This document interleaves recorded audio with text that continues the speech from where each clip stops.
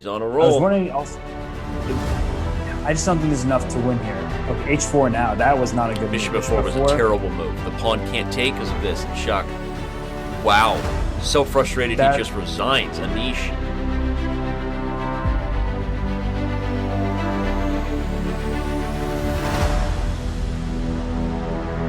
Well, you know these guys are taking it seriously, Robert, when they've both been logged on to Chess.com for more than an hour and both participated in practice games this morning. Here you can see we've been following Aziri Chess with 3 S's, Shakhriyar Mamedyarov's new account. He's getting set to take on Anish Giri in a match that has had most people just on the edge of their seat, hotly anticipating what might go down between these two. And so I'm going to ask you first, how accurate do you think our predictions are? Do you believe Shakhriyar to be the favorite in this match? And what do you expect to go down here today? That Mamedyarov would be the favorite, but after watching some of his bullet games here on Chess.com server, I'm not so sure. Granted, those bullet games did not have increment, so that's a big difference. That 1 second increment really is a huge difference between that and just 1-0. But I think it's a pretty big toss-up at this point. Giri has proven very strong on the server. He had that epic match with Wesley So, and then there was, of course, his demolition of the qualifier open when he didn't need to qualify, but he chose to do so and win the biggest prize. So he's been very impressive, and I think he has very good chances. Well, he was active on Twitter this morning saying he knows he's going up against one of the wisest men in chess, although a fun play on the recent cover of New in Chess magazine, as anybody who subscribes to one of the best chess magazines in the world will definitely say that, sees Shakhriyar gracing their cover. He's got to be stronger, better, faster, wiser in order to take down Shak today, and that's what Anish is. Apparently my screen isn't quite showing, but that's what Anish is knowing he needs to be today. But we see he is sitting down and ready, whereas Shakhriyar apparently just stepped away to take a quick break. So to remind everybody of the format and of what is going down here, real quick, we will do that. The stats, as you see there, we'll keep you updated on how those predictions look throughout the day.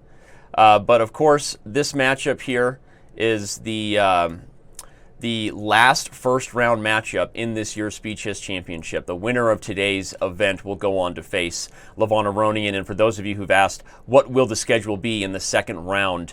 We will be releasing that as soon as possible, working with all the players. They have a very busy month coming up between the Olympiad, where my partner will be a coach of the U.S. women's team, and a number of other events. It's pretty tough to be a chess organizer scheduling dates these days, I'm not going to lie. But the players are competing for a lot in prizes, but also the chance to move on for eventual Speed Chess Championship glory. And of course, we also know that the format will be the same as you've already seen in every other first-round matchup, this being our 8th and final one. So, Robert, we'll get into how we see the second round breaking down. I'm already getting excited about that, but really no reason to look ahead of what's going down today, because both players are ready. We're ready. I know your mom is ready, because she texted me earlier and she again said, Danny, thanks for calling him Bobby again, despite his wishes.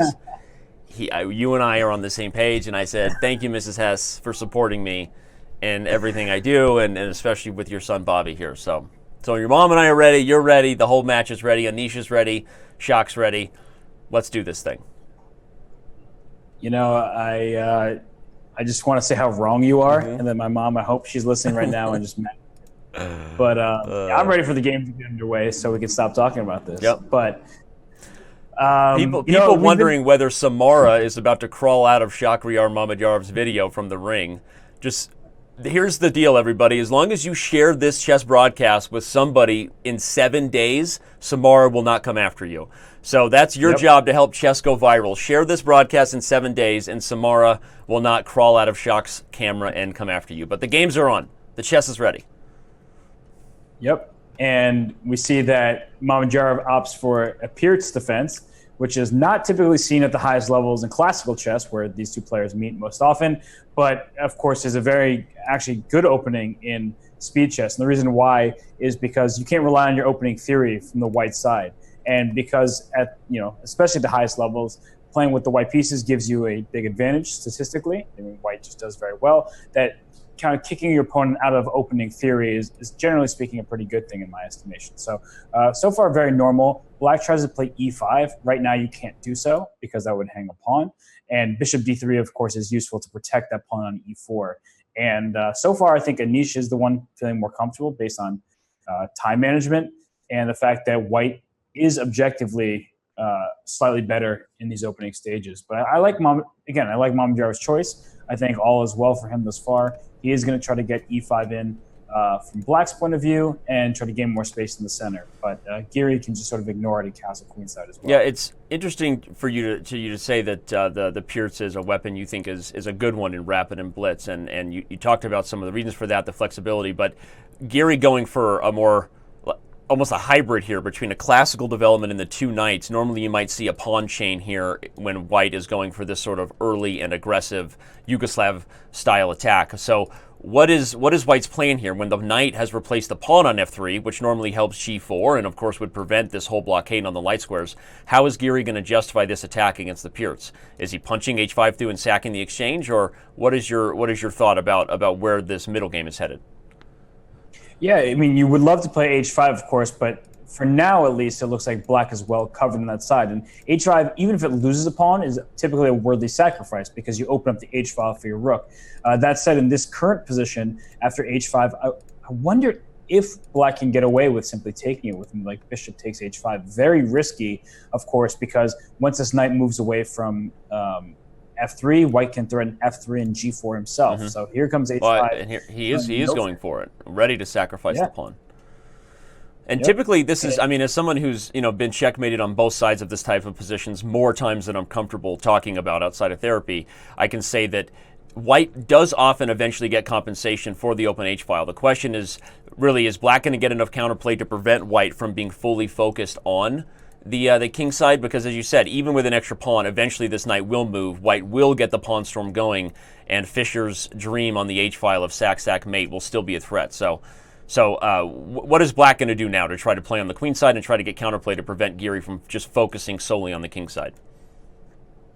Yeah, it's really tough. I don't see the counterplay right here on the queen side coming quick enough because the threat is very simple. h6, g6, bishop g7, queen h6, and in some order. And the reason why e5 is okay for now is because, let's just look, pawn takes g6, you take with the f pawn, because if you take with the h pawn, you're getting checkmated right away. But you take with the f pawn and say that, okay, I know you will take me on g7, try to put your queen on h6 with check, but at the end of the day, I will put my queen on e7 and or my rook on f7 and defend my 7th rank. And that way the h7 pawn is not actually going to be lost.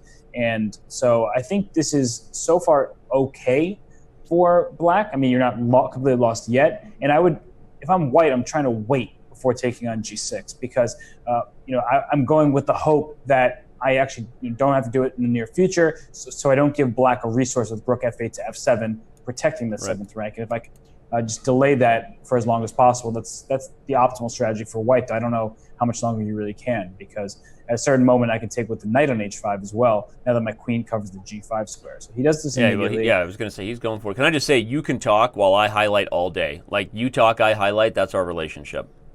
I like it. You are the artist between the two of us. Speaking of relationships, I want to give a big shout out to everybody in the Twitch chat. We have a personal relationship with all of you. Shout out to the one and only Chess Bay here. All of our moderators, thank you so much. Thanks for leading the way, Bay, and all the mods for helping. She's letting it be known that she's rooting for Giri. Let us know who you're rooting for. You can spam their fat heads if you're a sub. Just go ahead and spam it. Let us know if you're rooting for the Shock or the Giri. But thanks to everybody who's there, everybody in the Chess TV chat as well. I see you, baby. We got Diamond member Zai. We got Gold member John HS. Just thanks to everyone for being here, supporting us. Our relationship continues, and we don't need therapy for us. So Robert and I do, but you and I don't. So, all right. Yeah.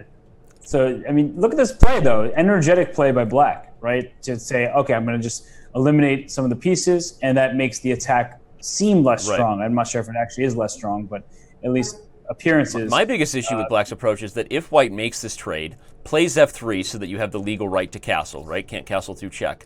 And then, I was going to say, and guest castled long, I was pointing out that at some point the d file and maybe even the d6 pawn is the issue. But maybe that's why he castled right away instead of trading, right? Didn't want to remove that weakness from d6 and instead is willing to sacrifice f3 to get the king out of the center right away. Right, and I think people will be like, well, why not just knight takes f3, pawn takes f3, bishop f3? I'm hitting 2 rooks with my bishop, I'm winning a pawn, and now I'm going to win an exchange. But you know what it is? I think it's queen h6 and e5, right? Absolutely. Okay. But the question is that actually forceful enough? Because, okay, queen h6, so you can move your king. You've a couple options. King f7 is not out of the question, right. Just trying to run away from your attack. Okay. And, that does look scary. I'm not going to deny that, of course. But perhaps king f7 works because king f7. e5. Well, you might want to take my knight. No, I like e5 because if you take, I even have bishop c4 check if I'm really into getting the queen back, or bishop takes g6 check. Right, but with my knight on f3, I would have taken with a knight back on e5. Oh no, I've taken on f3 in my line. Okay, gotcha. I took on f3, bishop takes, then queen h6 check. Your king moves, and I'm punching e5 through. Got it. Now we're on the same page. So we're working through our relationship issues. We weren't in disagreement. You know what? That's what she kept telling us in therapy. She said it's communication, guys. That's your only issue. Communication. This looks very scary now. I like my king on f7 for this line because that way I can try to run away. Who said Anish Giri was a draw master, by the way? Because this is some crazy aggressive chess. Who said Giri doesn't know how to attack? I never said it. In fact, I was given the stat beforehand by Mike Klein that in their classical chess games, they both have won 3 games, and then they've drawn 7. So that's almost a 50% decisive rate in their games between these two players. And to give credit to Shak, sometimes he makes you get a decisive result because he's a super aggressive player himself. Yep. But Giri, so far, so good for him. I don't know how Black defends this because if you take on g6, of course, queen takes g6 check. And then after king h8, rook h1 was mate. So bishop f3 is a good move. Not only does it save the bishop, but it takes away the h1 square for the rook. But rook g1 here, at the very least, is worrying me because I'm going to move my bishop away. But rook g1. What are you going to do to stop me from rook g1 feels so good. I want to put the rook on that spot. Let's do it. Bring the rook over. I can also take f6, but that just feels real good. Oh, taking on f6 can't be bad either. I think it's got to be what he's calculating, but I think at this point Giri is choosing between flavors. First Flavor Flav reference, we are not even 10 minutes in. Somebody just won a prop bet. White's going to win this game, and Giri is setting the tone. As you said, you've got a really aggressive player, one who's known for his aggressive attacking chess in Mamedyarov, but Giri's...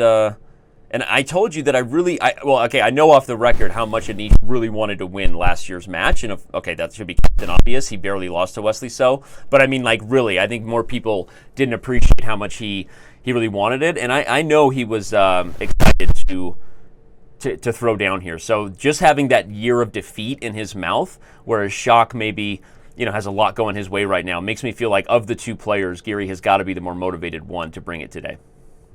Yeah, I think that actually, does say a lot. You make a great point. And look at Mamedyarov just sidestepping the G file, saying my king on h8. Well, unless your bishop moves and you have queen g7 check in one turn, actually bishop e4 here should be quite good then. I was just trying to make a point that you want to play queen g7 check because after queen takes g7, pawn takes g7 check, you win the rook on f8, which means that bishop e4 is just very strong.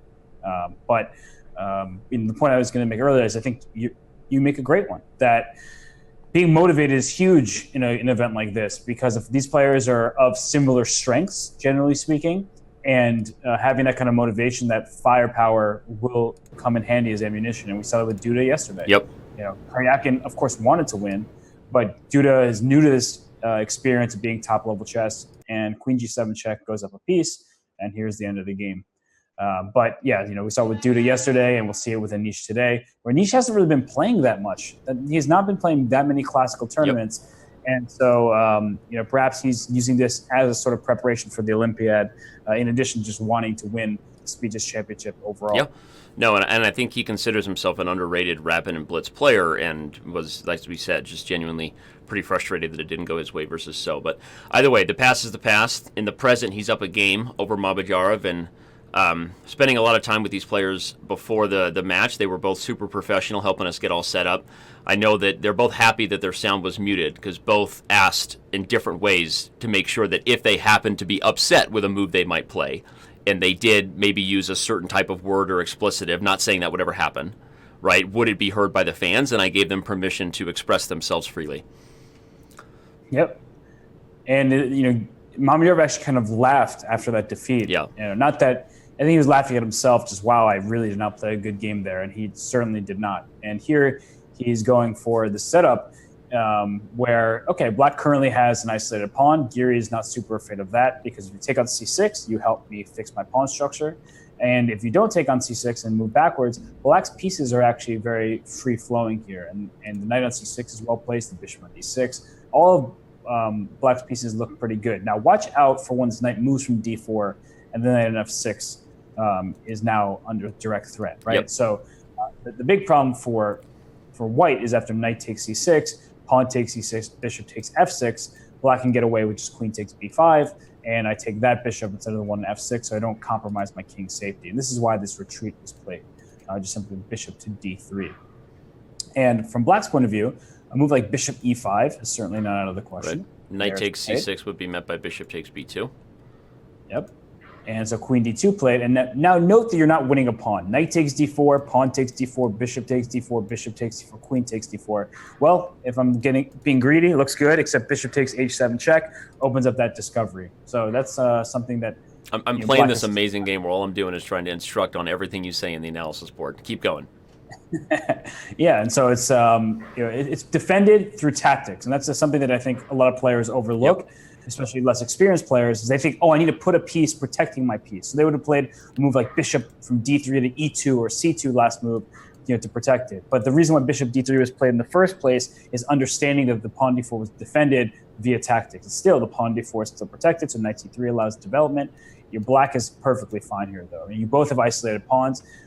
The knight on c3, it does attack the pawn on d5. That pawn is about to be very well defended once a bishop moves to c6. And the reason why he put his bishop on d7 rather than e6 is at least from d7, you're spying on both sides of the board. Well, I was going to say one of the ideas has got to be that it's holding the a4 square, preventing things like knight a4, knight c5, right? 100%. It covers a4, it covers b5, so it doesn't give white any play on that side of the board.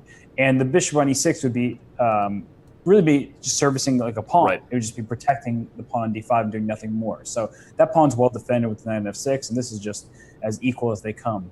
So I would not be surprised if a draw is offered soon. But at the same time, white is doing well here. Yep. Like knight d1 to e3 to f5. That is the good thing. Having a slightly more flexible knight in a position like this can come in very handy. And I think if knight e3, bishop f4 will be played, trying to do a little bit of Capablanca here, saying I'm getting into an endgame where you have this bishop on b2 that can't do anything, and my knight will just post itself on e4 and say, I dare you to try to kick me out. Especially if the light square bishops are gone, right? e4 becomes a huge target. Doing a Capablanca on the board, maybe about to do a dab on screen. We see Anish Giri bobbing his head. Makes me remember last year he was quite the fan of whatever music he was listening to. And there he goes again. He's letting it be known. What do you think? Is listening to House? We should ask him. Well, it's definitely going to be on the agenda for afterwards, but he seems relaxed. I would be too if I won the first game and seemed to be en route to holding with the black pieces. Yep. And I mean, there's no issue here at all. Right now, now the queens are traded. What black really wants to do is take on e3 and trade off those light square bishops. If you removed those light square bishops from the board, bishop takes e3 followed by knight e4, and black is just dominating the position because the dark square bishop for white can't attack anything. There's nothing to poke and prod at. The knight, as it can move from color to color, it holds the advantage over bishops in many an endgame because of that, when there's not pawns on the opposite sides of the board. So that's a very important thing as well. Thanks to the Chess TV chat for complimenting my arrows. You're getting compliments that says, I have to give GM Hess credit for being a great analyzer, learning a lot from his commentary. Diamond member Pino724, and John HS says, yep, and Danny draws arrows really well too. Danny, you are I would rather have nobody with me drawing the arrows, so that's for sure. And this move h5, just gaining space. Knight takes d5 is the move that white really wants to play, but unfortunately when black recaptures on d5, it protects that bishop on f4. So bishop h6, just to kind of really illustrate the point, bishop d6. Bishop h6 would have been bad because then knight takes d5 comes into play, and your bishop on h6 is on pre. So he just backs it up, not like a Tonka truck. Before you say I was going to say, never mind. As long as you don't call me Big Daddy when you back that thing up, Robert, we're all right. Bishop comes back to f4 again, highlighting your point. There is no tactic. Watch out for that. Watch that g4 pawn fall, though. G4. Defended for now. G4. So, G4. The G4 is with you? The G4 is with you. There's so many references to the G4 squared that come up often. But all right, seriously, no, this has been pretty high-quality chess from Giri so far after winning the first game. Feels like he's holding with ease right now. If anyone, I mean, I don't know. Who do you see as having the edge in this endgame? I guess I'm looking at the bishop on f4 being well posted, d5 being defended. It's hard for me to be afraid as black in this position, but are there some outside winning chances for either player that grandmasters like you can see, but lowly international masters like me can clearly not? Firstly, you are more than capable of analyzing this position, Danny. I don't want you to be down on yourself, but realistically, I think this position is completely level. There are no infiltration points. Yep. If you want to, if you're white, you're just saying, okay, I want to trade pieces and get this over with. But look at Anish playing on. He understands that if I trade on d2, I trade off this bishop that's not doing too much. And the ideal situation would be to somehow trade off both bishops for black and leave a knight against an enemy dark squared bishop for white. And here it doesn't really matter because there's nowhere to infiltrate from. Right. Look at all the squares on the board. When you think about chess, you try to envision a future on the board that provides you with the best chances possible. Now here, actually, white is gaining some steam because f4, then maybe f5, and the king can start trying to walk up the board. And from black, you say, well, the king is a little bit more limited, just as I see the board as it currently stands. And so d4 is very difficult for black to attack. d5, this bishop can reroute itself from c2 over through d1 to f3. It's always a possibility. The move f5 is certainly an option as well for white. Mm-hmm. So I think in the last couple of moves, white is the one who's made some progress, whereas black is the one who is now a little bit on the back foot. King f3 to g4 plays itself.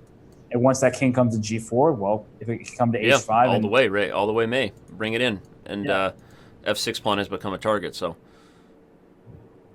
this is definitely improving for Mamedyarov. Yeah. And I think moments like these are important, not because he's going to win this game. I still think this game should and will be a draw.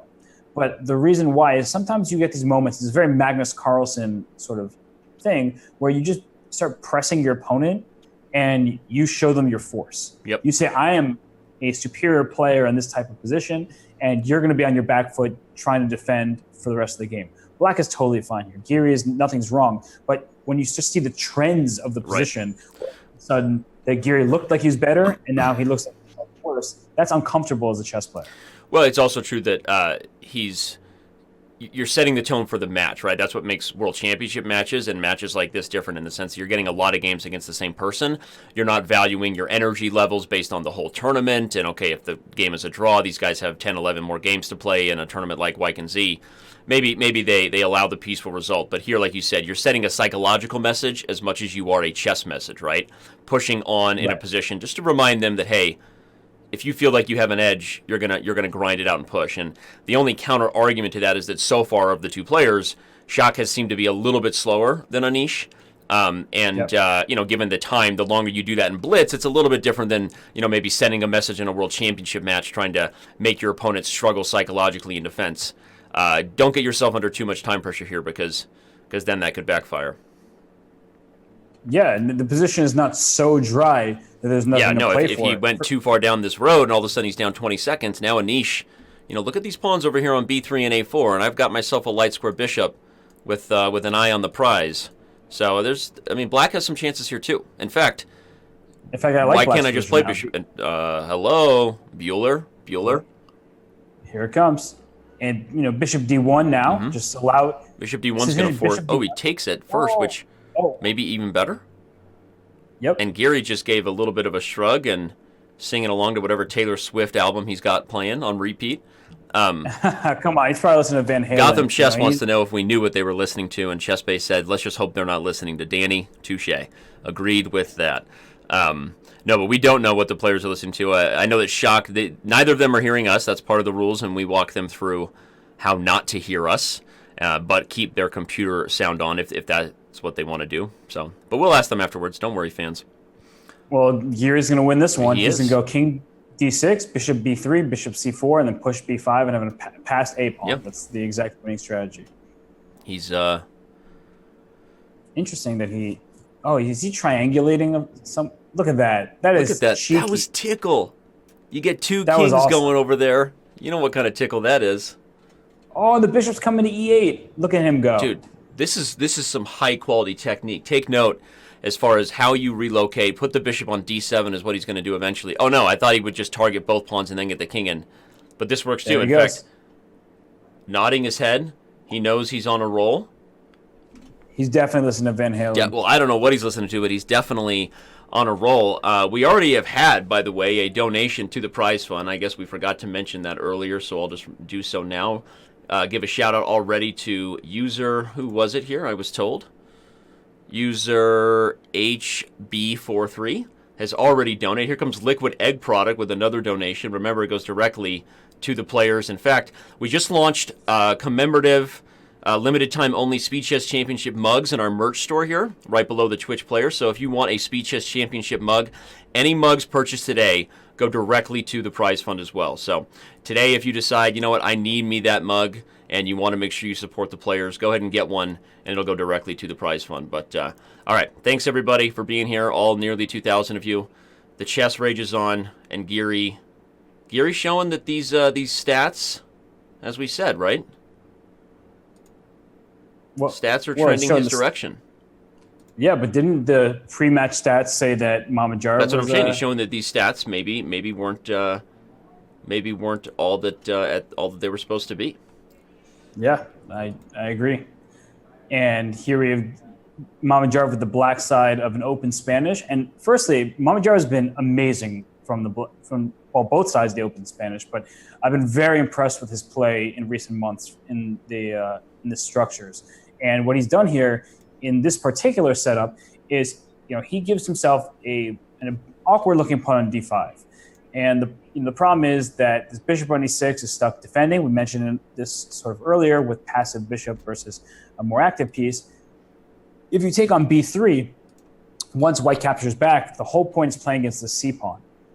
So if I can stop you from playing c7 to c5, I can put a rook on c1 and just go after your c pawn. What is going on with this ugly pawn structure? I was going to say, how did this happen? There was a series of trades there that just made me want to vomit, because look at these pawns. But I liked White's knight a lot. I don't know. I mean, maybe I'm biased, to an active horsey, but can I play the rook to d6? Rook a5 also.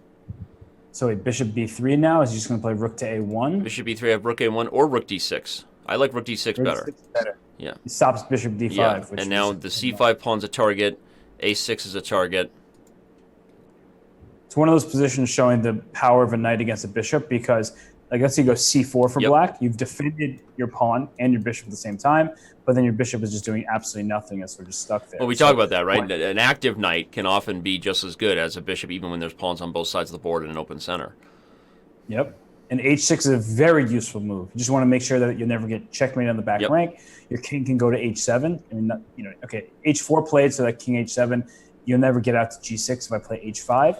But if white does play h5, which he has not done, but if that was a possibility, black would threaten at some moment bishop d1, hitting that pawn on h5. We've seen these bishops start roaming around the board. So I don't know if I would have been that afraid of white trying to play h4 to h5. That said, the big problem for black is, let's say you go rook e6 and rook takes d6. White is happy to just go ahead and play pawn takes d6 and get a passed pawn with the d8 square covered by the knight on c6. So it's not an easy endgame here for Mamedyarov, because, this king's just coming to f4 for white. And black really needs to find some sort of activity to set up a defensive resource. I would play bishop c4 to b5 and just try to kick this knight out. Okay, he starts with rook c8. and if rook takes c5, he'll play bishop a4. Yep. So very similar concept. We need this knight to. But still, I mean, here's Giri playing for 2 results, right? He's more than a minute up on the clock. Even lines like, okay, let's say we go with this rook takes c5, bishop a4. I bring the king into f4. Best case scenario, you trade into a rook ending where white really is in no danger of losing with the active king. Yep. And here he goes. He's going to allow it. The question is now, does he immediately bring up the king? Does he? E6 is a possibility as well. I would guess that bringing the king up, the one risk of that is if we did get a big old trade on c6, there may be something like rook b8, trading a for b so that black's rook can get active. That might be the fastest route to a draw if you're Mamedyarov. So maybe Giri thinking twice before he just brings his king up and leaves the g2 pawn behind from that eventual rook on b2. But Giri has been phenomenal on the clock. I mean, no, seriously, he's played much faster, and we know that Aziri Chess, you can just look up the username on Chess.com to see what we're talking about. Spent some time playing Bullet before the match today. Maybe he kind of woke up and said, I'm not feeling as sharp in this online time control as I need to be. And here he has been down on the clock most of the day. So, all right. Likely this is still a peaceful result. I think king f4, rook to the second rank can be met by g3. But still, I would guess with best play, black shouldn't lose this. Yeah, black should not lose this game. And the reason why is because even if white eventually plays e6, and, all right, well, now e6 is not going to happen, but if you take on e4, you go rook a4 check and lose the Yeah, so he plays pawn. G3 first. But let's say the thing is, even if he wins this pawn, right, it's still not the ideal type of structure you would want if you're winning a pawn up rook ending. But okay, I mean, there's always chances in blitz to win all types of equal endings. So. Oh, we just saw it happen, didn't we? So I definitely agree with that. I mean, king f5. And now he'll take the pawn, play a little tickle, go back to f5, keep threats of if black ever leaves the 7th rank, everyone, the rook will go there, check, kick the king back, and likely try to punch e6 through. Something like this is white's winning idea, even if there isn't an exact way to do it just yet. Yeah, you can give the check on b7. The king will come back to the 8th rank. And for white, there's no clear path forward because e6 for white's hard to punch through. You really want to play that. But even if you do in some of those variations... the rook will just come back, right? Give it a check. Yep. So he'll take here and then go back. And then the question is, what's next? Yeah, if king f5, rook a3 looks perfectly reasonable. Yeah. Yeah, I just don't see... If you can't move your king forward, it seems like this should just fizzle out. Okay, king f3 can be played. Then white can play e4, then king f4, and try to slowly push forward. But there's only so far you can go. And the double e-pawns don't help your case at all. Well, Giri's going to do his best to kind of push on his advantage right now, where he's got 2 games up on the clock. 2 games up on the scoreboard, knows that Shak is sort of reeling here to stop the bleeding. So if I was him, I would do the psychological thing we talked about Mamedyarov trying to do last game, even though it eventually backfired. I would push this game out as long as I could, and put your opponent in a position where they're comfortable being worse, right? Make him play a position where he's worse and can only draw for as long as you can, just for those reasons. So, Danny, we've talked a lot about match strategy, right? And if Giri was paying attention, he might have seen Mamedyarov's earlier bullet games and said, I shouldn't be afraid in the bullet games. Although, to be fair, sudden death is much different than bullet with increment. But yes, I agree with you. Yeah. Completely agreed. But if Giri feels comfortable enough in the bullet portion, he certainly feels comfortable in the 5-minute, he should feel comfortable in the 3-minute, then maybe he doesn't mind prolonging these games just to keep that, the match clock ticking. Milk it. And say, well, 2-game lead is, people make jokes about Giri drawing all the time, but on a serious matter, it's extremely hard to beat the guy. No, I mean, whether you like that it ends peacefully or not, he is a rock, right? And if you combine that with good form, right? Meaning he's in form, he's seeing tactics well. There's a reason why a lot of people have seen him since he was very young as a potential, world championship candidate. That being Anish Giri. So. Yeah, and people always said how he had a winning record against Carlsen, and okay, he had won 1 game where Carlsen and drawn every other game, right? Yeah, and now he's lost. He's down 2 games, 2 wins for Carlsen to 1 for Giri, but it just shows this guy is very difficult to beat, and Mamedyarov is, of course, not an easy player to beat either, but I think he's more up and down. He will go in crazy, awesome tournaments. E6 came, play F6 for black, and actually F6 might be met by rook A7 to rook G7. I was going to say, he's got check, and if you go to the 8th rank, I'm getting in with mate threats, sacrificing the G-pawn. Not to say it's winning, but certainly it's the last try, right? When you have King F6, E5 is mate. Important to point yeah, that out. let's make sure that we drop the mate like it's hot. There we go. But E5 is mate for black too. So if rook G7 there, E5. Oh, what does it make? It's King G5, but then you would have lost G3. So yeah. Both sides were looking at that E5 square. Yeah. And now problem for white is rook G7 is met by rook B4 check. Because now that you played E4 to E5, you've given the 4th rank for a check, and that rook can go over to G4, right. protect. Both attacking and protecting. Yeah. So wait, let's do some calculation here. Rook G7, rook B4 check, King G5, rook G4 check, King F6. Okay, he plays rook E7, just going straight for the E-pawn. That's probably just superior. And one of the key ideas, everyone, is that if black had played King D5, you go back to D7 with check and then to D6 likely, making sure you win the E6 pawn. So, okay. Yeah, this is the exact type of endgame I wanted to start calculating, because now white has the more easily advanceable passed pawn. Right, that pawn E5 can be pushed very quickly, pretty much immediately. Yeah, so rook G7 here. I'm thinking rook G7 too. Highlighted that, but not sure if he'll go for it. You could also play King E6 in this exact position if you're thinking you don't want checks. There's no check by the rook, but my guess is you move the rook and as quickly as you can try to just create the most brute force version of advancing the e-pawn forward. One advantage of keeping the rook on the long side though with rook A7 would be that then on E6, E7 your rook can actually help in sometimes more effective ways. Okay, he decides to go rook H7. I like that, because now when he takes on G6, rook takes H5 not only wins the pawn, right, but it also protects the E5 pawn. Okay. And then, rook in 2 versus 1. This is so rook F4 check, King G6, King D6.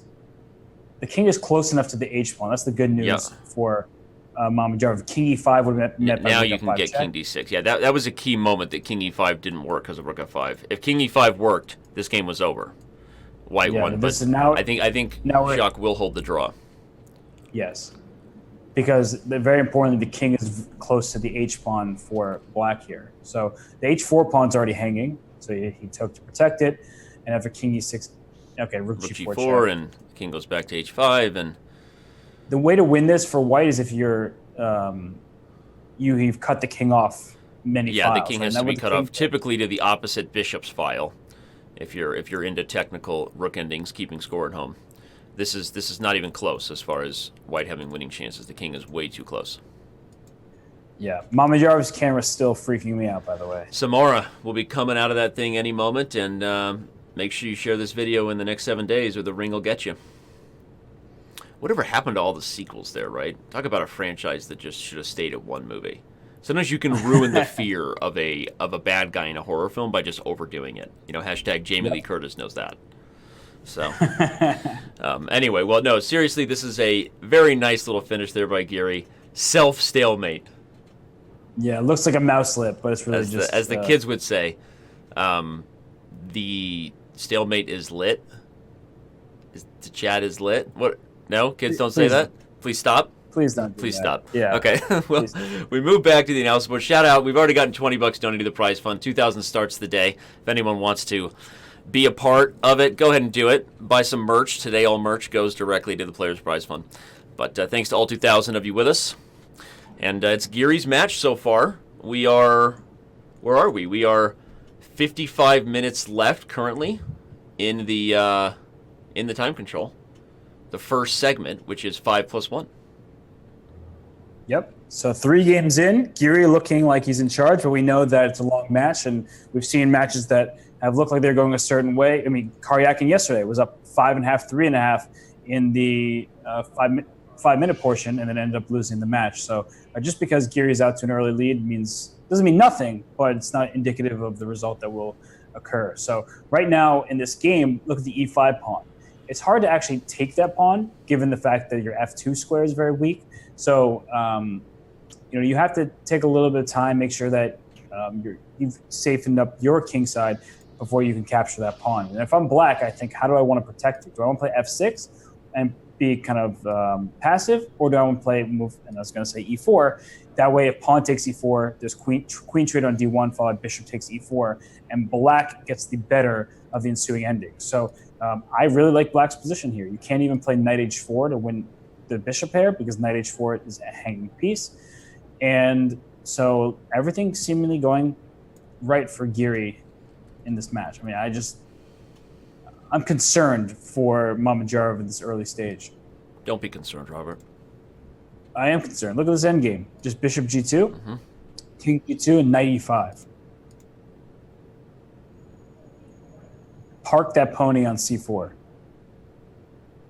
Maybe knight a5. If I go knight a5, you might go knight b3, which is a little bit annoying. But I'm just trying to take over the c4 square. I don't want to trade pieces. When I have a better ending like this, where I don't have any material, I want to keep the pieces on the board. Say you have these weak c pawns, double isolated pawns, exactly. No, that's actually. I mean, okay, it's a slightly.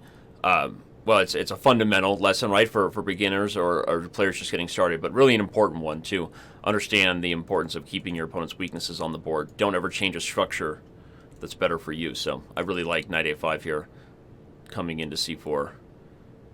Okay, he's going to build up on the pin first.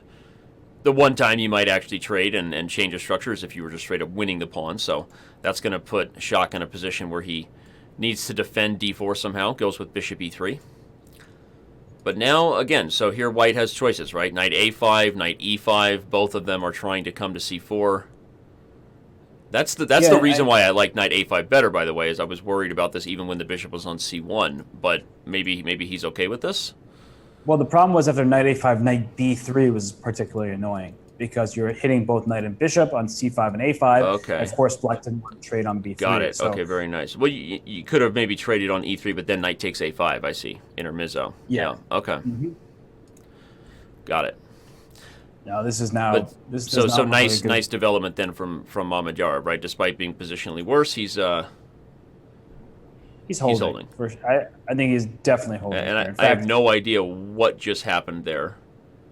But whoa. Kappa went crazy on the screen, and the one and only Tommy donated $69. Not exactly sure why he chose that number, but we're going to say it's probably because my mom was born in '69. But that's a lie. My mom was born in '47, so... He did it for Arthur. For Arthur? Yeah, if you're a Peaky Blinders fan, you'll know what I'm talking about. Thank God I'm not. Okay. All right, well, suddenly Shak has turned it around. He needs a win, like it's going out of style, right? So Mamedyarov being favored statistically as far as how we viewed these guys, not something I necessarily agreed with, which I said on Twitter, proof before the match. So just FYI. But yeah, it's been an interesting day so far for Mamedyarov. He needs to get a win here. Maybe he can grind a small edge now that he's completed his development. Yeah, and already bishop takes e5 was a threat, so move like f6 was made necessary. And okay, rook takes d6, trade on d6, take on c3. We're heading into... Especially given that it's one of the biggest donations we've had so far in the first round of the Speed Chess Champion. We've got to read Tommy's message. He says, "Oh, Giri, you're so fine, you blow my mind. Hey, Giri." So there you go, Tommy. Oh, what a comedian Tommy Shelby is. Not in the show, but in this Tommy Shelby in the Twitch chat. You're so polite. Me? Yeah. Okay, I try. Well, okay. Finally, we get a couple of results in a row where Shak doesn't go down. Giri at this point is 2 games up in the match, so probably doesn't mind himself a quick draw, especially one that flips the board around and gives him the white pieces again. So, remind everybody you can get involved on Twitter if you want. If I could just get the Twitter to show on, somehow having some errors with this OBS thing today, so sorry about that. Apparently nobody can see. There we go. Now we can see it. Hashtag Speed Chess. Everybody's getting involved, and share with us anything you want. We don't have any diamond member contests right now, but if you want to get involved on Twitter, please do. Yeah, and I really want to know as a lot of the commenters do, want to know what Giri is listening to. I'm very curious. Yeah. I will say that if anybody properly guesses what Giri's listening to in his headphones, that's worth a Diamond membership for sure. So there we go. There's our daily contest. We always need one. Whoever guesses Giri's music on Twitter. I hope someone guesses white noise and it's correct. I'm hoping someone guesses Bon Jovi and is correct, or Taylor Swift. No, come on. I put him as like a 80s like American pop music. You think so? I don't know. You don't think he's like loyal to his Dutch compatriots, like Afrojack or something like that? Yeah, I don't know. Probably Peter Delkers, our one and only Peter Delkers, might know what Anish is listening to. But tweet at us, #SpeedChess. If you get it right, 1 year Diamond membership coming your way. That's a random enough thing that we'll give a full year of Diamond. They are a Giri's best friend. All right, here we go. What's next, Robert? Oh, someone said the Fray, and I love the Fray. So good job, Liam Chess. But what's next? What's here? Look at this position. Oh, I actually had a couple lessons with someone who loved this opening from the black side, stemming from the Budapest. And I was like, no, don't do this because you just give white a beautiful center, great bishops. Look at your bishop on f8. Mm-hmm. Okay, eventually we'll try to go g6, bishop g7, so it's not the end of the world. But in playing g6, you encourage white to play f4 and just start making more progress in the center, because look at white's position. The next move can be f4, the move after that can be e4, and white gains a humongous center, and black is not exactly I agree. These are the type of structures that are just so much easier to play for white. It's a Maroczy bind without the normal potential compensation, right? Because it's, okay, in theory, it's actually a Boleslavsky hole whenever the c-pawn is here instead of the e-pawn. But you have this e4, f4 coming, a massive space advantage, and black needs things like b5, d5, sometimes f5 to sort of undermine those big Maroczy centers, and that's just not going to happen here. He plays f4, he'll meet knight g4, either with just taking it and playing e4 or even playing h3. Yeah, I was going to say, just take it, get a big center, and the bishop here, not a big deal here at this point. Yeah, I think many players are told that, the two bishops, right? That's a common theme we hear all the time. And they say, oh, I can't give my opponent the two bishops. But here it's not the biggest deal in the world. I really like that move a4, saying if you play knight takes a4, the e4 pawn is now hanging. Yep. But the point I was going to make is that the two bishops it's not that they're inconsequential. It's that the humongous center offsets the fact that you have given your opponent these bishops. And watch out for the move f5, white's move, pawn f4 to f5. Yeah, because then bishop running out of squares. Exactly. Then h3 and g4 come. And the queen on d2 is very useful here because the queen can swing over the king side to protect the newly weakened king. So here for black, you would love to use the a file. And the reason why rook a to e1 was played is to free up the a1 square for the bishop. Because earlier, a3 would have been very annoying to deal with. We need to put your bishop back to c1. Right. Now a3 would have allowed that bishop to return to a1, and that a3 pawn is a weakness. Staying on the beautiful diagonal. Yep. Yep. Instead, we have a trouble for this rook on 8. You would love to play rook a2. You can't do that with a knight on c3. So you have this beautiful-looking open file that's not of use for the time being. And if you look at right into the center of the board, pawn on e4, pawn on f4, you can't go d5 as black because it just loses a pawn. And you make a move like f6, which says, okay, if you play f5 now, my bishop goes from h5 over to f7. You're just creating some weaknesses for yourself. But at the same time... White has many options, right? f5 was a threat based on the fact that the bishop might have gotten trapped. But here, I mean, okay, you could still just play h3 if you don't like the position of the bishop and want to use the d file for the rook. You could have played queen d4, kind of sitting heavy on a big center. And even rook a1. I like it, actually. Who says the open file belongs to black, right? Rook a1, followed by queen d4. Maybe make a trade and ask black's queen and bishop what exactly they're doing over here on g4 and h4. Absolutely. And another really bad thing with this pawn on f6, Danny, is that bishop on f8. I've mentioned it before. Yep. What diagonal is that going to? Right? If you ever always go ask g6, me those tough questions. I don't know. I have to. Or somebody's got to ask them. Yeah. People are too busy trying to pacify you out here. Yeah. So I'm just trying to I know. make you think on your feet. Yeah. Yeah. It's okay. I also want to take a step back here and say that black's position is not that bad. And the reason why is there are no clear targets to exploit. Now this queen on h4 I'm surprised by this move f5 now, although... Is he trying to go rook f4 now? Okay. Queen He h6? likes the queen as a target. Rook takes a8. Yeah, what? I don't It fully feels like understand such a hugely committal move. It makes the e4 pawn backward. As you highlighted earlier, if it doesn't go well, all of a sudden we got a whole bunch of dark square problems for white. So, okay. B5 is a temptation for black, by the Even way. d5 here. I mean, if I can get the bishop on f8, you asked what diagonal it's getting to. Well, you gave me purpose. You brought me life on the dark squares. Wow, that is the most touching thing. I mean, if d5, c takes d5, yeah, we'll have a moment in a second. We can hold each other off camera, but bishop c5 check. I mean, then I go maybe back to d6 and hit h2. I think that d5 is a real shot. Yeah, I think it's definitely a possibility, and it has to be concrete though, because you don't want to just give away the pawn. But you're kind of strategically, you're absolutely correct. Like d5, get that bishop out, maybe put it back on d6 to attack the king side, and that looks like quite an issue for white. So d5, maybe white will throw in g3 first. That looks like a useful move, so I can don't allow your bishop to come back to d6 as you were planning to with that clear tempo. So interesting. He starts with rook e8, which I think is reasonable. Right. Saying I'm not going to commit to d5 until I have to. Yeah. And you could also bring the bishop back to h5 now at some point if you just don't like the rook's pressure on d6. I mean, bishop f5, the rook moves. Maybe then you still look for d5, but it's not. Oh, okay. So rather than move the bishop off, he likes your idea. Let's justify the bishop's current spot and try to pry open access to b3. But I think he's doing it now out of desperation rather than of enjoyment. It's like my opponent just attacked my pawn on d6. I don't really know how to defend it that well without being passive with like rook d8. Yeah. So I'm playing for d5.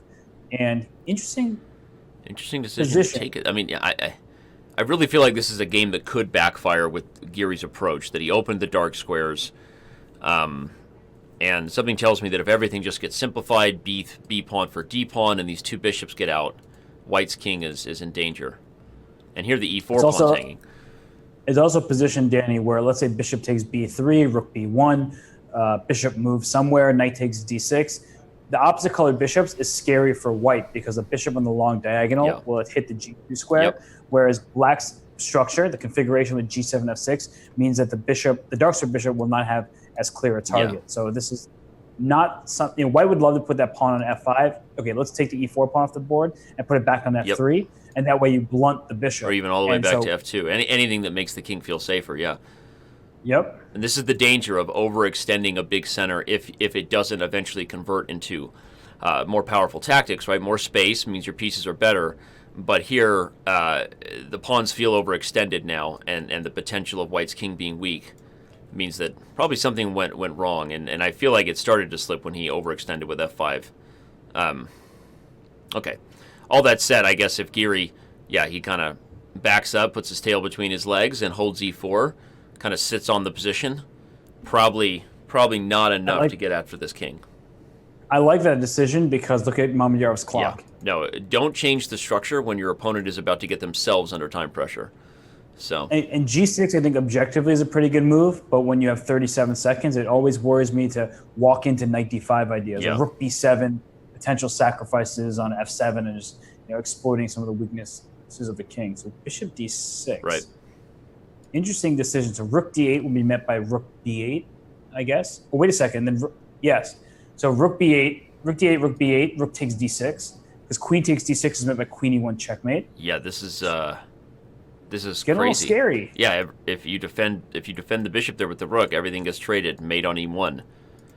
He trades, still up a pawn, but those bishops will finally get out. Will they get enough? Probably he puts the bishop on d4. No? Okay, he goes back to targeting the e-pawn. He'll get to d4 with the bishop soon. No, but I agree with you. I mean, it wasn't objectively the wrong decision for black to play this way with g6, but if this gets into a time scramble, again, that's really, really risky chess from Mamedyarov. 20 seconds. Yep, but he's holding his own here. Take with a pawn on g6. Yep. Keep the d5 square on lockdown. Okay. Yeah. Very hard to lose this endgame as black with the two bishops, but I'm looking at the clock once more and see 16 seconds left. But still, here there's probably at some point bishop d4 or b4, because now he has e1 check. Okay, he doesn't go for it. Yeah, king f3 is coming regardless. Okay, Giri's doing well to push these like slight advantages. Yeah. So I don't blame it at all to just keep on going here. There's no risk whatsoever from White's point of view. Somehow he managed to hold on to that e-pawn through all the smoke. He can bring the knight around. If he gets the dark square bishops off the board, King e5. Oh, I guess now he's able to trade on e8 if he wants. Wait a second. This does not look like a good transition for Mamedyarov. Not at all. Now he's one more minor piece trade away from a winning king and pawn ending. Bring the bishop back, put it on d4. Yep, he does it. Play king c4. Yep, he's on a roll. He's on a roll. I was wondering also I just don't think there's enough to win here. Okay, h4 now. That was not a good move. Bishop f4 was a terrible move. The pawn can't take because of this. And Shak, wow, so frustrated he just resigns. Anish lifting the eyebrows because, okay, he'll take it, but he wasn't happy about that. Well, I mean, never mind. He's thrilled about it. Who am I kidding? But that was a big surprise. I feel like I need to show that on the analysis board just to help everyone appreciate why the game was instantly over after bishop f4. Wow, just really a huge blunder there.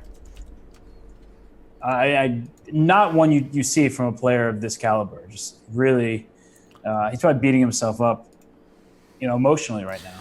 After h4, the point is that captures is not possible. You take an immediate advantage of the fact that the bishop put itself on sort of on a loose square, as they say, right? You wanted to keep the bishop anywhere on the b8, h2 diagonal that frankly was not f4, or I guess e5. But moves like this and time pressure, they happen. And after h4, the reason Mamedyarov resigned is if you can't take it, the bishop's going to move somewhere else, and now h5 comes in. And, okay, I think like Giri's eyebrows told us, it was a slightly premature resignation, right, Robert? You would agree with that? I mean, black can play king f7, but it is now a situation where this pawn is protected and passed, which means this king is free willy, to just come all the way around the other side of the board. Black's bishop is essentially purposeless because with all these pawns on light squares, it can't target anything. And White's going to be pushing forever. So still a shocking early resignation, Robert, I got to say, but definitely one that White should win. As we said, this bishop has no purpose, and White can kind of grind this out in the time scramble. Yeah, I would not have resigned there. I would have kept going for sure because it was not that clear how to make progress. In fact, I would not be surprised if Black was able to somehow hold an endgame like that. It looks very bad, but... yeah, I mean, even if this king gets, let's try to play imaginary chess, right? This white king gets all the way over to somewhere like d5.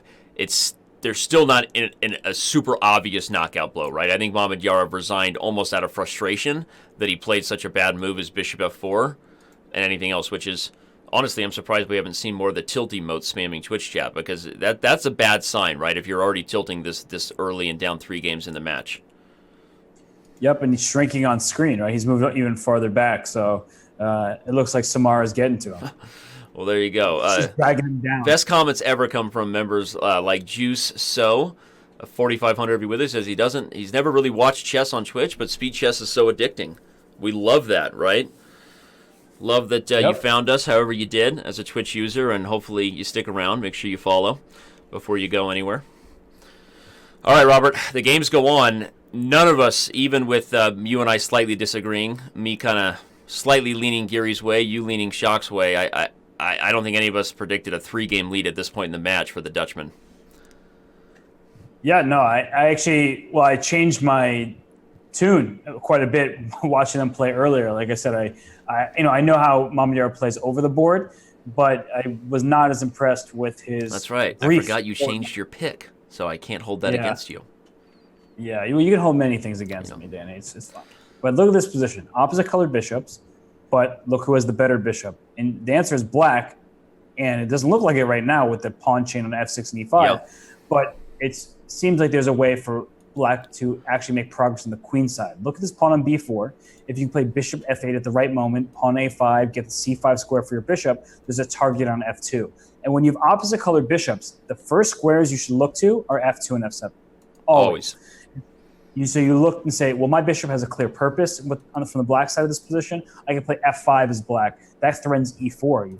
And if I'm playing f5, I can protect my pawn f6 because it's no longer there. I can put my bishop on f8, try to get that bishop to that diagonal. and he plays queen d7 first.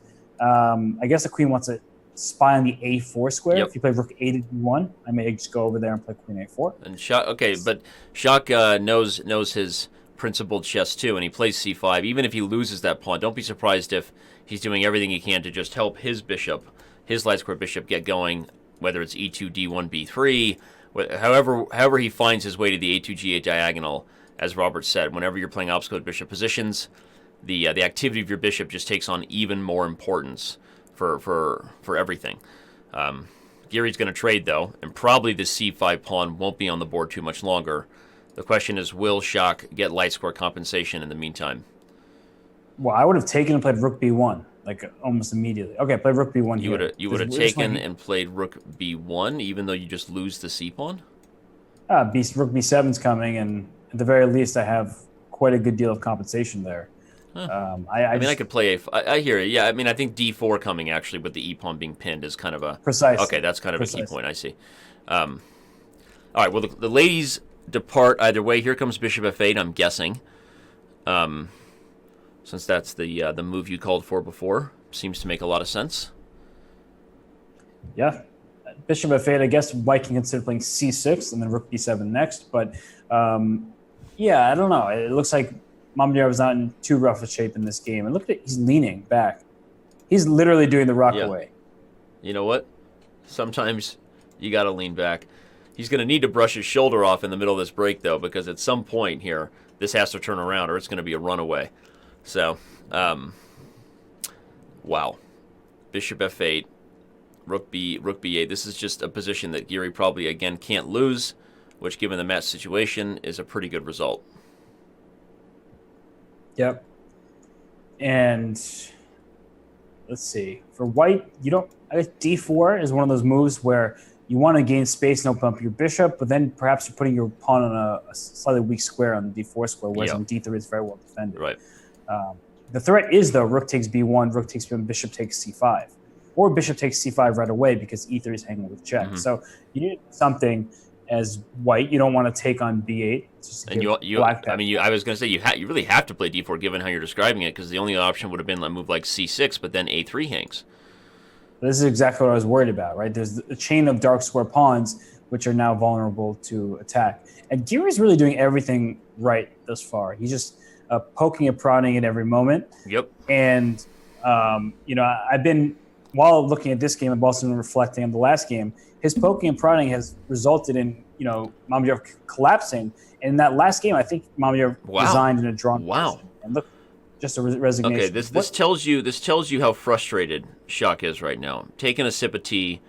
Let's hope that there's a little something extra in that to help him get the juices flowing, because, I mean, yes, that was frustrating to be in a position where you got outplayed again in a middle game and an obstacle bishop advantage became a huge one. But this is a shocking start to this match. Not to say that, when players at this level get going, Robert, we talk about that, where, class is permanent, form is temporary, right? Sometimes one of them doing really well. We saw that happen with Aronian versus Fabiano, right? Where it was, I don't think that you play that match back 7 times, 10 times, that it's that big of a lopsided victory for Levon.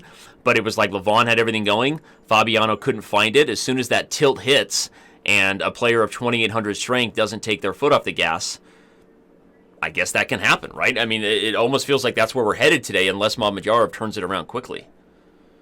Absolutely.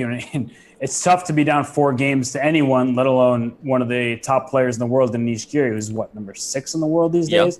And, very difficult spot. And this game reminds me of the game where Gelfand beat Anand, by the way. This reminds me of the game where Gelfand beat Anand, where he just went down the c file, got a slightly better position, and ended up defeating him like that. So I'm not just... Well, it came from a different opening, that's for sure. But it similar really in terms of what you're really talking about is the bind that white has on the queen side to kind of go with the c file, right? You've got this knight well placed on a4. The knight on d7 doesn't really want to leave and go challenge it because the white knight on f3 can come to e5. The bishop on b7 is really just so not a good piece. Sorry that sounded a really simple way to describe it, but it's not a good piece, right? So kind of the bind on the queen side going with the c file is, even though it wasn't the same opening as the Gelfand game, but No, it's not. But I mean, just the 2-on-1 on the queen side. The black's pieces are very limited. That's the good thing about white's structure. Look at this bishop on e7. Has no diagonal. Okay, go to d6, but then so what? be it. Yeah, exactly. And now knight c5 play to hit this knight on d7. Try to attack this bishop on b7 as well. If you take on c5, well, now I just take with my pawn, and it's especially important that my rook's on c1 because you got an c6 instant passer. Yeah, just add water. Insta passer. Bishop goes back to c8. He can even bring the bishop back to d3 if he wants here. You might just stare at it because your queen protects it. So, or another tactic. And look at Giri smiling as he bobs his head. You know why? It's almost like he knew we didn't see it. So that was a gifable moment right there. Giri taking that with a big smile. Wow. Yeah. Look at this, because pawn at e6, queen e6 check. If you go rook f7, of course, is knight g5 coming. If you play king h8, bishop takes d7, and then I take on e7, and I've simply gone up, what, 2 pawns? I don't know. I found that smirk to be so funny, right? Giri's got the handsome charm going, got the smile going, the head bob. That's wow. Can you say 5-game lead, Robert? I may not be able to put those words in my mouth, but it's what's about to be, right? And crazy. They say ball don't lie in basketball, but here score is not lying in chess. And Giri also crossed 3,000 in his rating. So, oof. Wow. That was a shot. And, it's funny because from a principled point of view, I guess we shouldn't be, super, super shocked by just went down, because if you look at the direction black's pieces were going, everyone, this is pieces going backwards, right? You're undeveloping them onto the back rank. Those are the situations where tactics happen. And so, good fundamental lesson for everybody. We highlighted that this seemed like a similar game where you and I saw Gelfand crush Anand, but really good lesson to see that. Queen b4 is the only move here, Danny. Well, I guess you go g3. No, g3 doesn't work. Queen b4 is the only move. Yeah. Oh, sorry to interrupt. I was trying to do the instructional thing, but what you're saying is more important. Black has somehow swindled white, but okay, queen b4 still works just fine. Yeah, the point is if you move your queen anywhere, queen c5 also works, I guess. But the point was black is threatening. Oh, queen b4, knight g4. Wait a second. Oh, the attack is flipping. How are you getting out of this? Giri leaning in and Shock doing the lean back rock away. Wouldn't that be funny if Giri's tactic and smile, rebounds because of a blunder? Because queen g3 here, queen takes c1 check, bishop c1, rook takes e7. White is in no danger of losing that. What about knight takes f6? Knight f6? Are you maybe? If you rook e7, I have rook c8. No, but I'll go queen c1 check. Right, and then when I take, you take e7. At least I'm not just losing there. Right. Same idea with what move was I just saying? With g3, right? You take on c1, I take back the bishop, and same idea. But I mean, it reminds me of the moment where Carlsen hushed the crowd at the Sinkfield Cup, right, in the live commentary, and it kind of didn't work out in his favor. Yeah, well, first of all, I love the swag anyway. I loved his hush moment. I'm sure those who are subscribed to the St. Louis Twitch will start spamming that here in a second. But interesting when you see the top players doing things that they witness other players do, like in basketball, right? Steph Curry makes a 3 and shushes the crowd. But here it might, the smirk might be coming back to haunt Anish, because that was, wow. Okay, well, he better have a defense to knight g4. Yeah. No. He blocks the e-file and just laughs in the face of danger, Simba. What in the world? So queen f2, king h1. You can go to h4, because if I take, you have rook e1. Rook e1 mate, right? Yeah. So I was trying to figure out, but you've h3 there, and then knight f2 check. You've king. Wow. To the bat cave we go. What's going on here? Yeah, queen takes f2, king h1, queen h4. If knight takes, everyone, we have mate. h3, and somehow white is defending.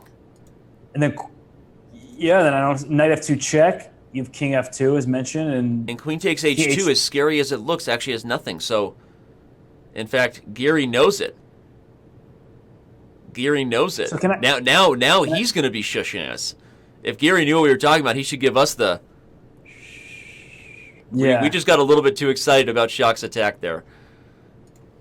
Yeah, but so queen f2, king h1, knight e5. If you take back on e5 with the pawn, queen takes b2 is a hanging bishop. So that I mean, okay, that I have e6, worst case scenario, right? I gotta still be better in this endgame with the e pawn. Yeah, you must absolutely. But no, you're right. If queen f2, king over, knight e5, I guess that probably is the best. This of course is scary for white, right? I mean, yeah. I just started gobbling up pieces. My queen has the e4 square. Queen f2, of course, is the threat. If you go rook f1, perhaps I even have to move knight h2 as a huge nuisance for you. You have queen e4 check as well. Right. Then, queen e4, king d2. I thought your king myself. Oh, I guess for some reason I thought I had knight h2 to f3. I forgot your knight on f3. e5 just guards f3. I'd really love to play queen e4 check and then get my knight from g4 to e4, go to fork emote, but no. It feels like black is running out of power moves here to keep the attack going. Knight h2 is a good move. Move the rook somewhere safe, perhaps to e1, and then you can play king d1, king c1, just kind of. But can I just go knight g4 back? Like the knight just came from g4. And well, that's what I'm saying, though. If rook e1, knight g4, run, forest, run, king d1. Knight f2 check. King c1. Oh, and I can't go rook takes e5 because I get mated in the back. Can't fork and can't take on e5. Oh, look at you. Look at me. Run, forest, run reference that actually paid off. A rare moment. I mean... Okay, so he goes to d1, but I think the king just needs to get out of dodge. Yeah. And queen f3 check, there's just king d2. And after... Wait. Queen f3 check, there's king u... Okay, so they're repeating a little bit. Especially with the rook on d1. Oh, that with rook e1 ran into queen f3 check. King d2, queen takes f2 check. And it's just looking sketchy. I don't know. It might not be so terrible, but it doesn't look great, honestly. So he's trying to bail out with the draw. And Mamedyarov, is thinking about queen f3 check here and saying, maybe I can make a little bit of progress. Yeah. I'm not. Probably he just needs to repeat, though. I mean, this is... You already sort of have been given a gift here, given that you had such a horrible opening and blundered knight takes e6. Yeah, I think he's making the right decision to just repeat. And I don't know that Giri's making the right decision. I like the idea of rook e1 that we talked about and running the king, but he didn't do it. So... Well, rook e1, again, the b2 bishop was always hanging. So after queen f2 check, there's always queen takes b2. So you couldn't run too far without losing that bishop. No. In the line I gave with knight h2, rook e1, knight back to g4, king d1. Right. And then queen f2. It's very complicated. No, it is certainly risky, and I guess from Giri's perspective, a draw is still okay. 22 minutes left here in the 5-minute. Thanks to all, roughly 4,000 of you with us. Appreciate your support. Appreciate all of our subscribers, premium members, watching both chats, Chess.com TV, Twitch Chess. Robert does nothing but watch the chat. We've got like 7 monitors on his wall. Yeah, I'm really curious if this is going to be a turning point in the match, or Giri is still going to remain dominant. Yeah. Given that he really should have won that one and pushed it. And, okay, he almost blundered mate and barely held a draw, so... Yep. I wonder if it's like poking the bear. It's all good and fun and everything's going right. Poke the bear. Putin knows about that. Oh, boy. Not getting into this kind of conversation. You shouldn't. You just passed the test. Good job. Appreciate that. Why are people saying thanks, Robert? What did I do? I don't know. I got a bunch. I'm looking at the Twitch chat. People saying hi, Robert, and thanks, Robert. I don't know what happened. I don't know either. Okay. Anyway, look at White's position here. It's why. Also, the name of the opening is the Clemens opening. H3 was played on the first move. Did we skip over that fact? I didn't even see that. H3 was played. This is Shak just trying to H3 D5 knight f3. Okay, it immediately transposed into something, so traditional from the perspective. It's a ready structure that we just didn't notice, I guess. Yeah, and I was like, what is the Clemens opening? Like, I know I don't know the names of openings that well, but I've never heard of the Clemens opening. I've heard of, Roger Clemens, but... Yes. Bergie's still thanking you, Robert. I don't know what's going on there. They love you, Robert. Thank you, Robert. What is the deal? I think it's because you're keeping me in check somehow. I think they're just joking now. Wait, what?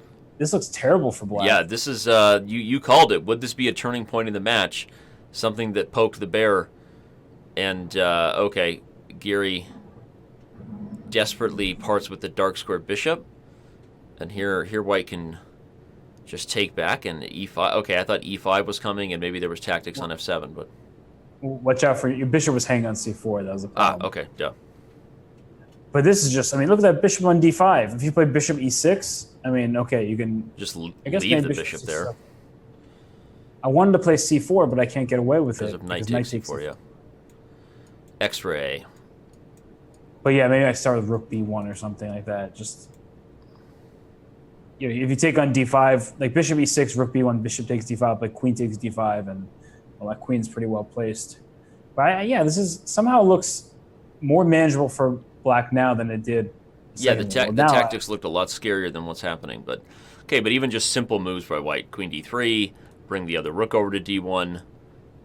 I mean, yep. Or even, I guess, queen d2. Does that threaten queen h6 and knight g5? I love it. Absolutely. I really like queen d2 all of a sudden. Queen d2 is the ferocious You could also move. play a5. That's the positional. I mean, queen d2 just, I mean, it's speaking to me now. Talking to you? Not only are you threatening to double on the d file, you're trying to go queen h6, as you pointed out. Mama bird will feed you. I'll feed you, baby birds. Queen d2. Oh, he doesn't go for it. Goes the wrong way. He's just saying, Danny, that you can go your own way. No? Hey, I got it. Don't worry.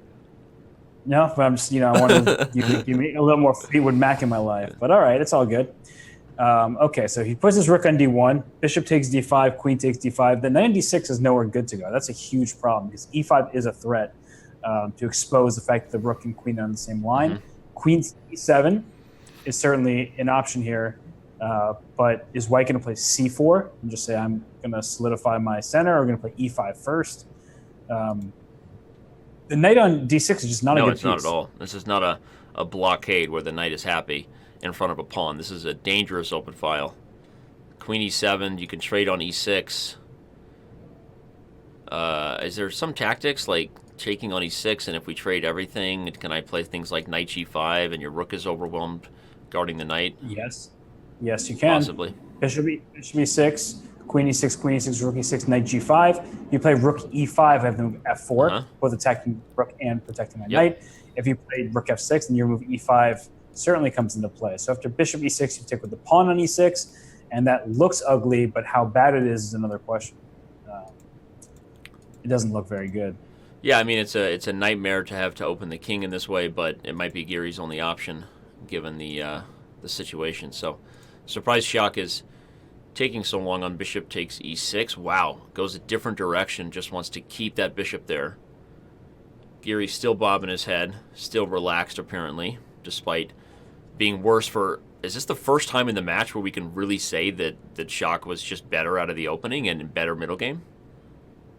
Feels like it, right? It feels like Mamedyarov just has not had an edge until, what are we at now? Game 7, game 8?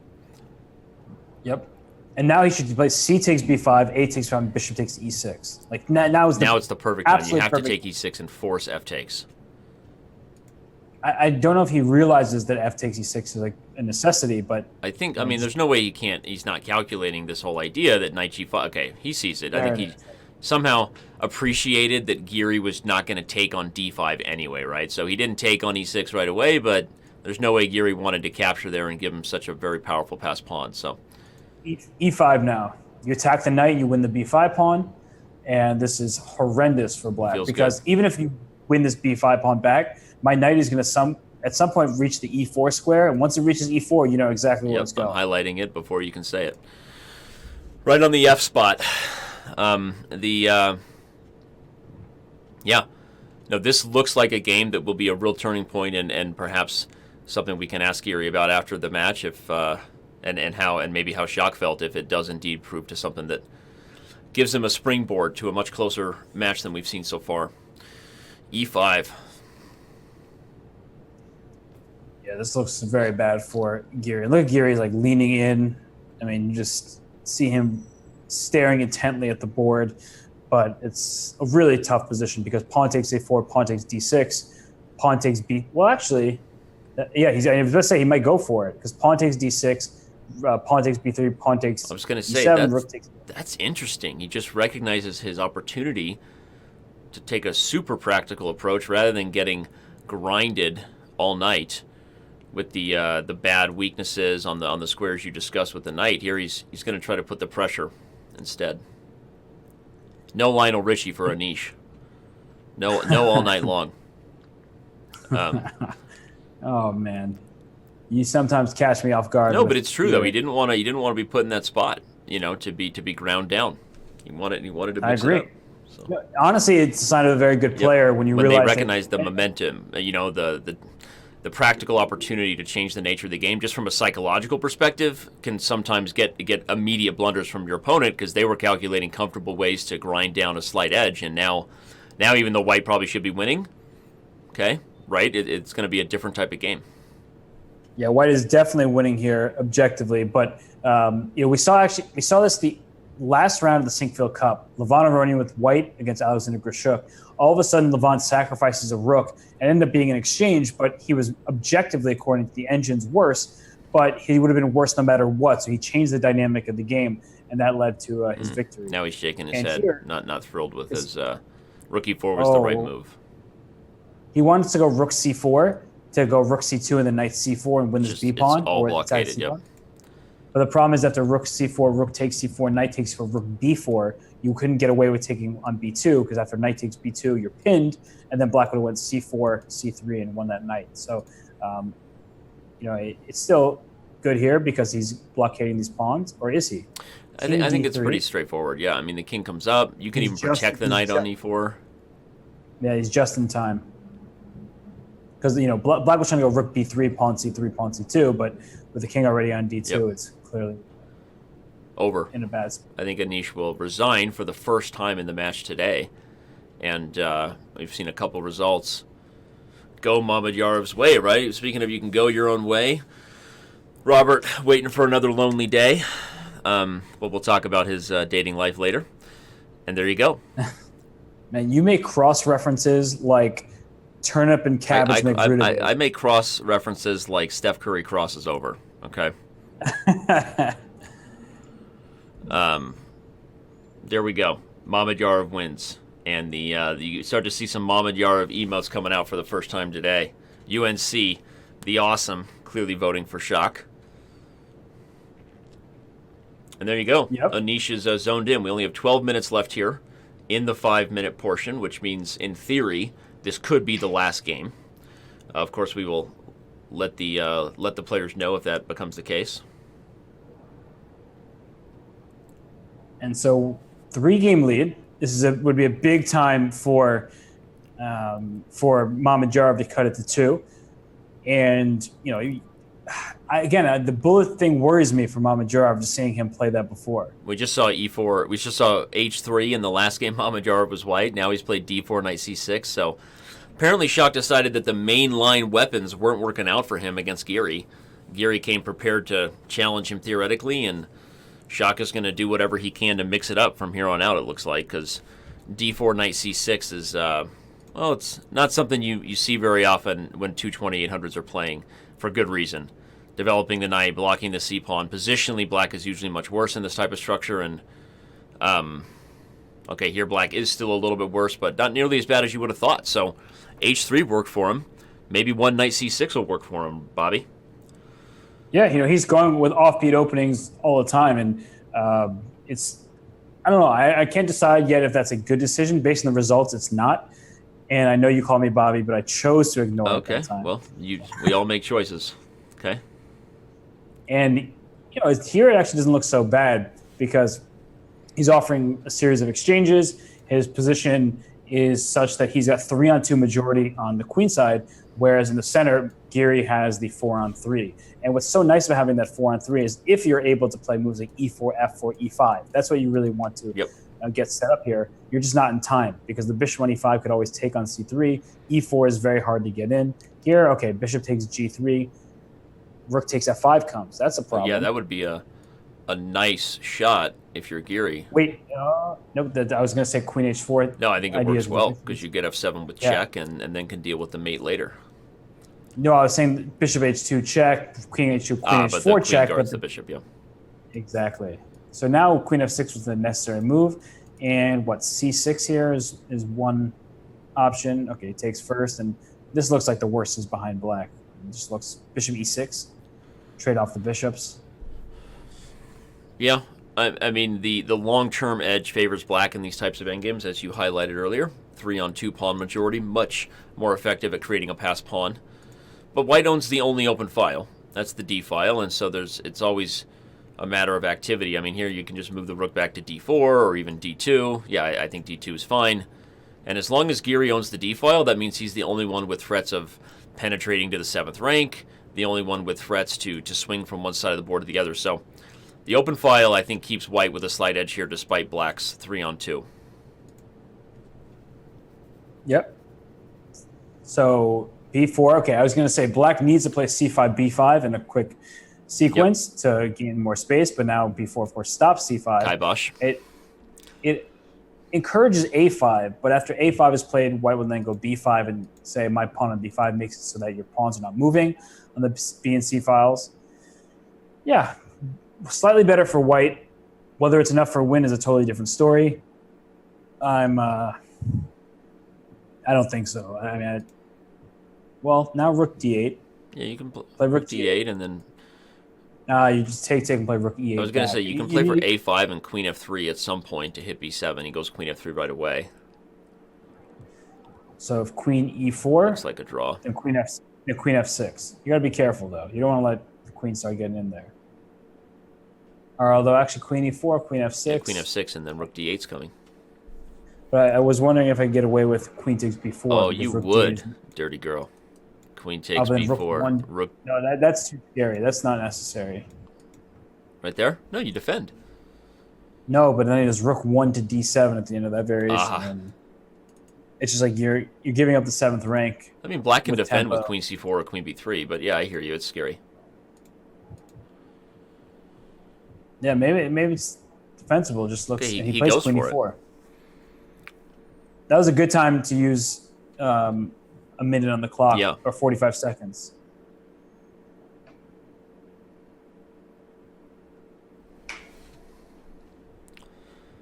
No, this looks pretty level. I think. Yeah. Well, I could just say forget the queens and play rook d7 right now, right? Oh no, then I guess you just take b4 anyway because you're still protecting the rook. Although then you play rook e7, queen b7, and you. Yeah, rook d7 feels natural, and you know, let's say you trade on f3. Okay, the queens are off, but I do on the 7th rank and some small edge to keep playing for. Yep. Okay, but rook d7, he would trade and play king f8. So I think at the end of the day, I'll just trade queens and bring that king towards the center and say it's not so bad. But queen f4 is a nice try, unless you're trying to change the pawn structure in a favorable way. And now he'll go rook d7 likely. Seems to be calling our name here. Rook d7. There, if you play queen takes b4, now you can take on... No, you lose your queen if you take on b4. Okay, I was, again, testing you, and you're passing all my little tests I'm throwing at you. It's just a public service I provide to make sure that my blunders are caught by your tactics. Well, I do my best. So, yeah, this but now the king will get to e8. White will be forced to relinquish the 7th rank, and this should be peaceful, like we've thought it would be for a while. Honestly, black is the one who could start trying to play for more, because this is where the 3-on-2 majority really comes into play. Not only is it allows you to create a pass pawn, but it means that white's pieces are starting to have to shift towards the queen side. And white, on the other hand, has this 4-on-3 majority, but doubled pawns. Yeah, but there's also entryways for the king, right? You've got this outside king g3, king h4, king g5, and then you can push f5 through. So there's some flexibility. You're gonna have a hard time doing that. What? You just have a really hard time doing that when I have a passed pawn. I guess that's sort of that is the ideal setup for white, is playing, trying to play for f5 and get rid of one of your double pawns and create a pass pawn of your own. But for the time being, black has everything covered. So maybe rook d5 will come to play for white so that you can play f5. Yeah. Okay, so now trade now. Rook d5, I'm guessing. Yeah, rook d5, then rook e to c7. Oh, well, actually, rook d5, I'll take, and play rook b7. Ooh. And yeah, that would be a good lesson in never allow your opponent to get a rook so easily behind a pass pawn. Get your rook behind the pass pawn. So Dvoretsky rook ending lessons all the time. They're always present. Well, how does black actually protect this pawn again? Yeah, not only is white threatening rook b1, but I'm also, now I can focus on the things I wanted to do on the king side, if possible. Rook b1, though, right? Just your move. Yeah, I mean, rook b1 makes sense. Uh-oh. Yeah, it's gonna, the pawn falls, and then white can slowly work on what we talked about. f3, e4, king h4, try to get f5 and break up the structure. So, you know, Giri, once again, kind of coming out on top of the critical middle game position. And f5 immediately. Yeah, this is not... Okay, this is one of those ones that theoretically should probably be a draw, but this is really not an easy draw. Definitely not an easy especially draw. in time pressure. We've seen very strong grandmasters lose this over the board. Let alone in blitz. In time trouble. Yep. So this is not going to be easy. Yeah. G3, you just work it forward. E4 comes, and then king f4. F3, eventually you're in a position where the king and pawns have advanced. You'll bring the rook to the 6th rank to create threats of e5. And if that happens, then the king has to retreat. And the moment the black king has to go back because of threats on the pawn, then white's king can enter, and we get problems. So here we go. That's what we just talked about. This is the best way to hold is to try to prevent white actively rather than prevent it by backing up your king. But going to be a lot of poking and prodding before white just lets black have a draw here. Yeah, white might eventually play g4 at some moment just to keep the game going. This will be the probably second the best. I was going to say rook d3, king e3, rook d4. Get the black rook off the 4th rank first.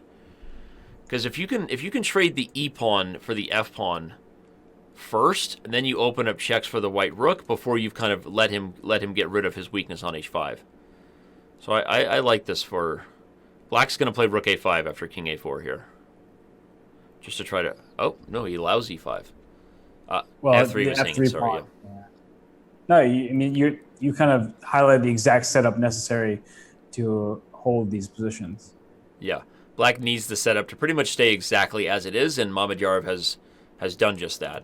This is, it's instructive because I think very often these types of endgames are lost in your own games, talking to the fans, and I mean in my games as well, because you try to change too much. There are a lot of rook endings where you do have to have an active defense that prevents a plan, but there's just as many rook endings like this, right, Robert, that basically the way you would lose this is by doing too much. If you find a way to sit tight and make it really clear that your opponent has no plan, this is often your best defense, right? Yep. And okay, I like what Giri finally did, is he pushed a pawn, which means he can play for another 50 moves, and he'll try to do so. King f2. Now eventually what's going to happen, the rook will come to the 6th rank, threatening e5, and if black checks the king forever, he'll walk it around from g2 to h3 and h4. He's going to put his rook on e7. If king g6, I think he's going to play f5. Force the king to h6. Oh, wait a sec. You're right. F5. F5 could be a real problem for black. Rook f7. Oh, you're just not in time. So king h6, rook f7, rook b6. And then maybe king d4, king e3, king d4. Yeah, no, I think this was a really bad idea. Note that king g5 would actually get yourself really in a tough spot, allowing white to retransition the rook to g6. So, uh-oh. This is not looking good. No, I don't think so at all. I think black is actually just objectively lost now, even. Yeah, rook e7, you have rook a1 saving the day. Very lucky, but rook f8 first. Exactly. Rook f8, king g7, then rook e8. And the point, everyone, the reason we want the rook to the e-file is because then you're threatening rook e6. So eventually the rook gets here, you play rook e6, and either the rook has to retreat and lose the pawn, or you have to trade and lose the king and pawn ending. So rook e7 immediately, as Robert said, will be met by the backdoor mate threat. but there will be some way likely for black to get this rook e7, rook e6 idea. Sorry, for white. And this is going to be the last game of the 5-minute portion, unless they finish the next 4 seconds. Uh-oh, e5, not e5 yet. Yes, good move, king e3. How do you get e5 in? This is officially the last game. We'll make sure that that our team has informed them of this fact. They have been notified that it is the last game. We will be prepared to abort the next game just in case they didn't get our messages. The heat of the moment sometimes lets our emotions get the best of us. But if this ends in the lead being pushed back to 4 games, as we think it might, although, again, Shak kind of holding in a weird way. Wait a second. I want white to try to play with a king on d5. White should have just brought the king to h3 a long time ago, because then you can play e5. Okay, he's going for a different approach here, but... Oh, he's going for king, trying to go king h5, and then go e5. No! Why is he avoiding... If the king was on h3 while the pawn was still on the board, e5 could have been played, which is what I wanted this whole time. Well, then rook a5 was happening. So he always has this annoying rook attack from the 5th rank. Really? I don't buy that wasn't the winning plan.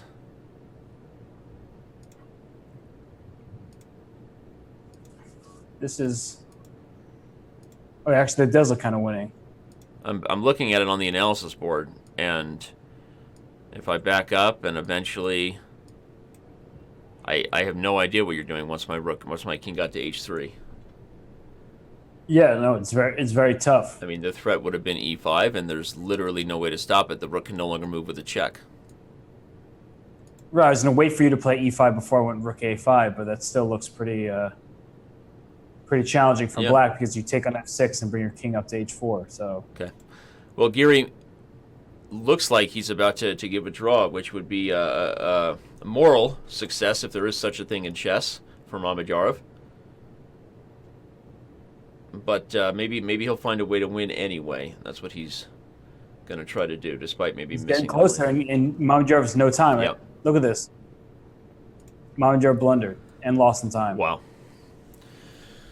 A frustrating result there for Mamedyarov, and the truth is a pretty frustrating 5-minute segment, if we're honest. We go over to the scoreboard, and not that you didn't know it already from those little numbers next to their avatars there on Chess.com, but it's a 6.5, 2.5 lead for the Dutchman.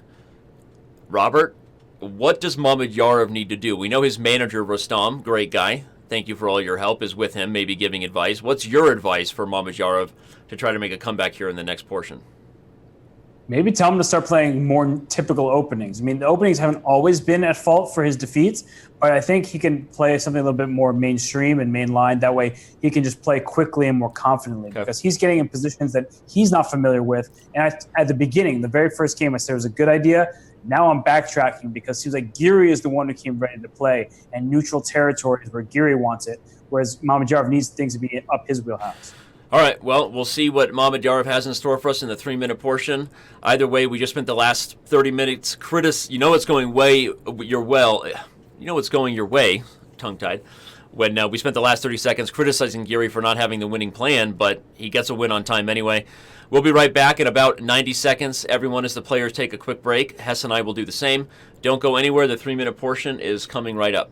Well, we'll see if Shak heard your advice to transition himself to slightly more main lines. Maybe time to bust out that opening theory that's gotten him over 2,800 and currently rated number 3 in the world, that being Shakhriyar Mamedyarov. So either way, he's got to do something here, Robert. He's down 4 games. The players are getting set to come back. Not quite here, but in just a moment, we will start the games as soon as we see Mamedyarov show his face. There we go. We got a subscription right as we have a moment to say hi to the fans. Shout out to DeRoche. $93 already donated. We haven't hit the 3-minute or 1-minute portion. The players thank you. We've also got to remind everybody that anything you purchase today in the merch store, we just added some Speed Chess Championship commemorative mugs. We know you're into that kind of thing. anything you purchase in the store goes directly to the prize fund today for the players. So get yourself some swag while you're here. All right, the games have begun. 3-minute chess is underway, and Aziri apparently Robert's advice not taken because the mix-up continues here, and it is part of the reason why Giri's been able to play faster, more comfortably, right, Robert? I mean, he's getting positions that aren't very challenging, to be honest. Yeah, it's been pretty perplexing to see Mamedyarov game after game, but he's just trying to have fun. And honestly, in the St. Louis Rapid and Blitz, he was doing things like this as well. He played this early G4 against, or H4, I should say, against Karyakin, and had a really fascinating game. So he's shown a propensity to have abnormal openings and just play chess on his own terms. So look at this position, C4, saying that your bishop on E2 is going to be locked in, and your bishop on B2 is going to be locked in simultaneously because your own pawn. And all right, he's going to go F4 now, I assume. You have to play F4. And the only way to kind of overcompensate for all your weaknesses, as you highlighted these bad pieces, is to over-control other squares. Hashtag Nimzovich, eat your heart out, right? I knew he was going to play look G4. At this. As soon as Here we go. It's time. It's time. Let's go, as they say. And where's my G4 emote? Where's it at? Give it to me, baby. Is there a G4 emote? Yeah, dude. Subscribers to my channel. Oh, to your channel. Gotcha. You know I know how to bring it on the G spot. I got G4 over there on my channel. Oh. Bring it. Oh. Game on. The commentary continues, and we are excited to be here. Robert, tell us how Aziri chess is going to justify this ridiculous move, where the best move on the board right now is to move the pawn backward to G2. Yeah, it's hard to justify it, but I do think he made an interesting decision because it did make Anish think. That's at least some sort of progress. King G2, he's going to slowly work his way to play. He'll play F3 first, I guess, just to kick this knight out. Maybe he'll play F4 right away, but kicking the knight makes sense. And if you play F4, Black's going to just go for F6, and that's kind of annoying. It ends my knight's strong. Okay, so D5 is hanging now, but F6 kicks the knight away from E5 quickly enough so that after F6, knight C6, BC6, the pawn on D5 is well defended. And not really feeling White's position at all. The pawn E3, the target.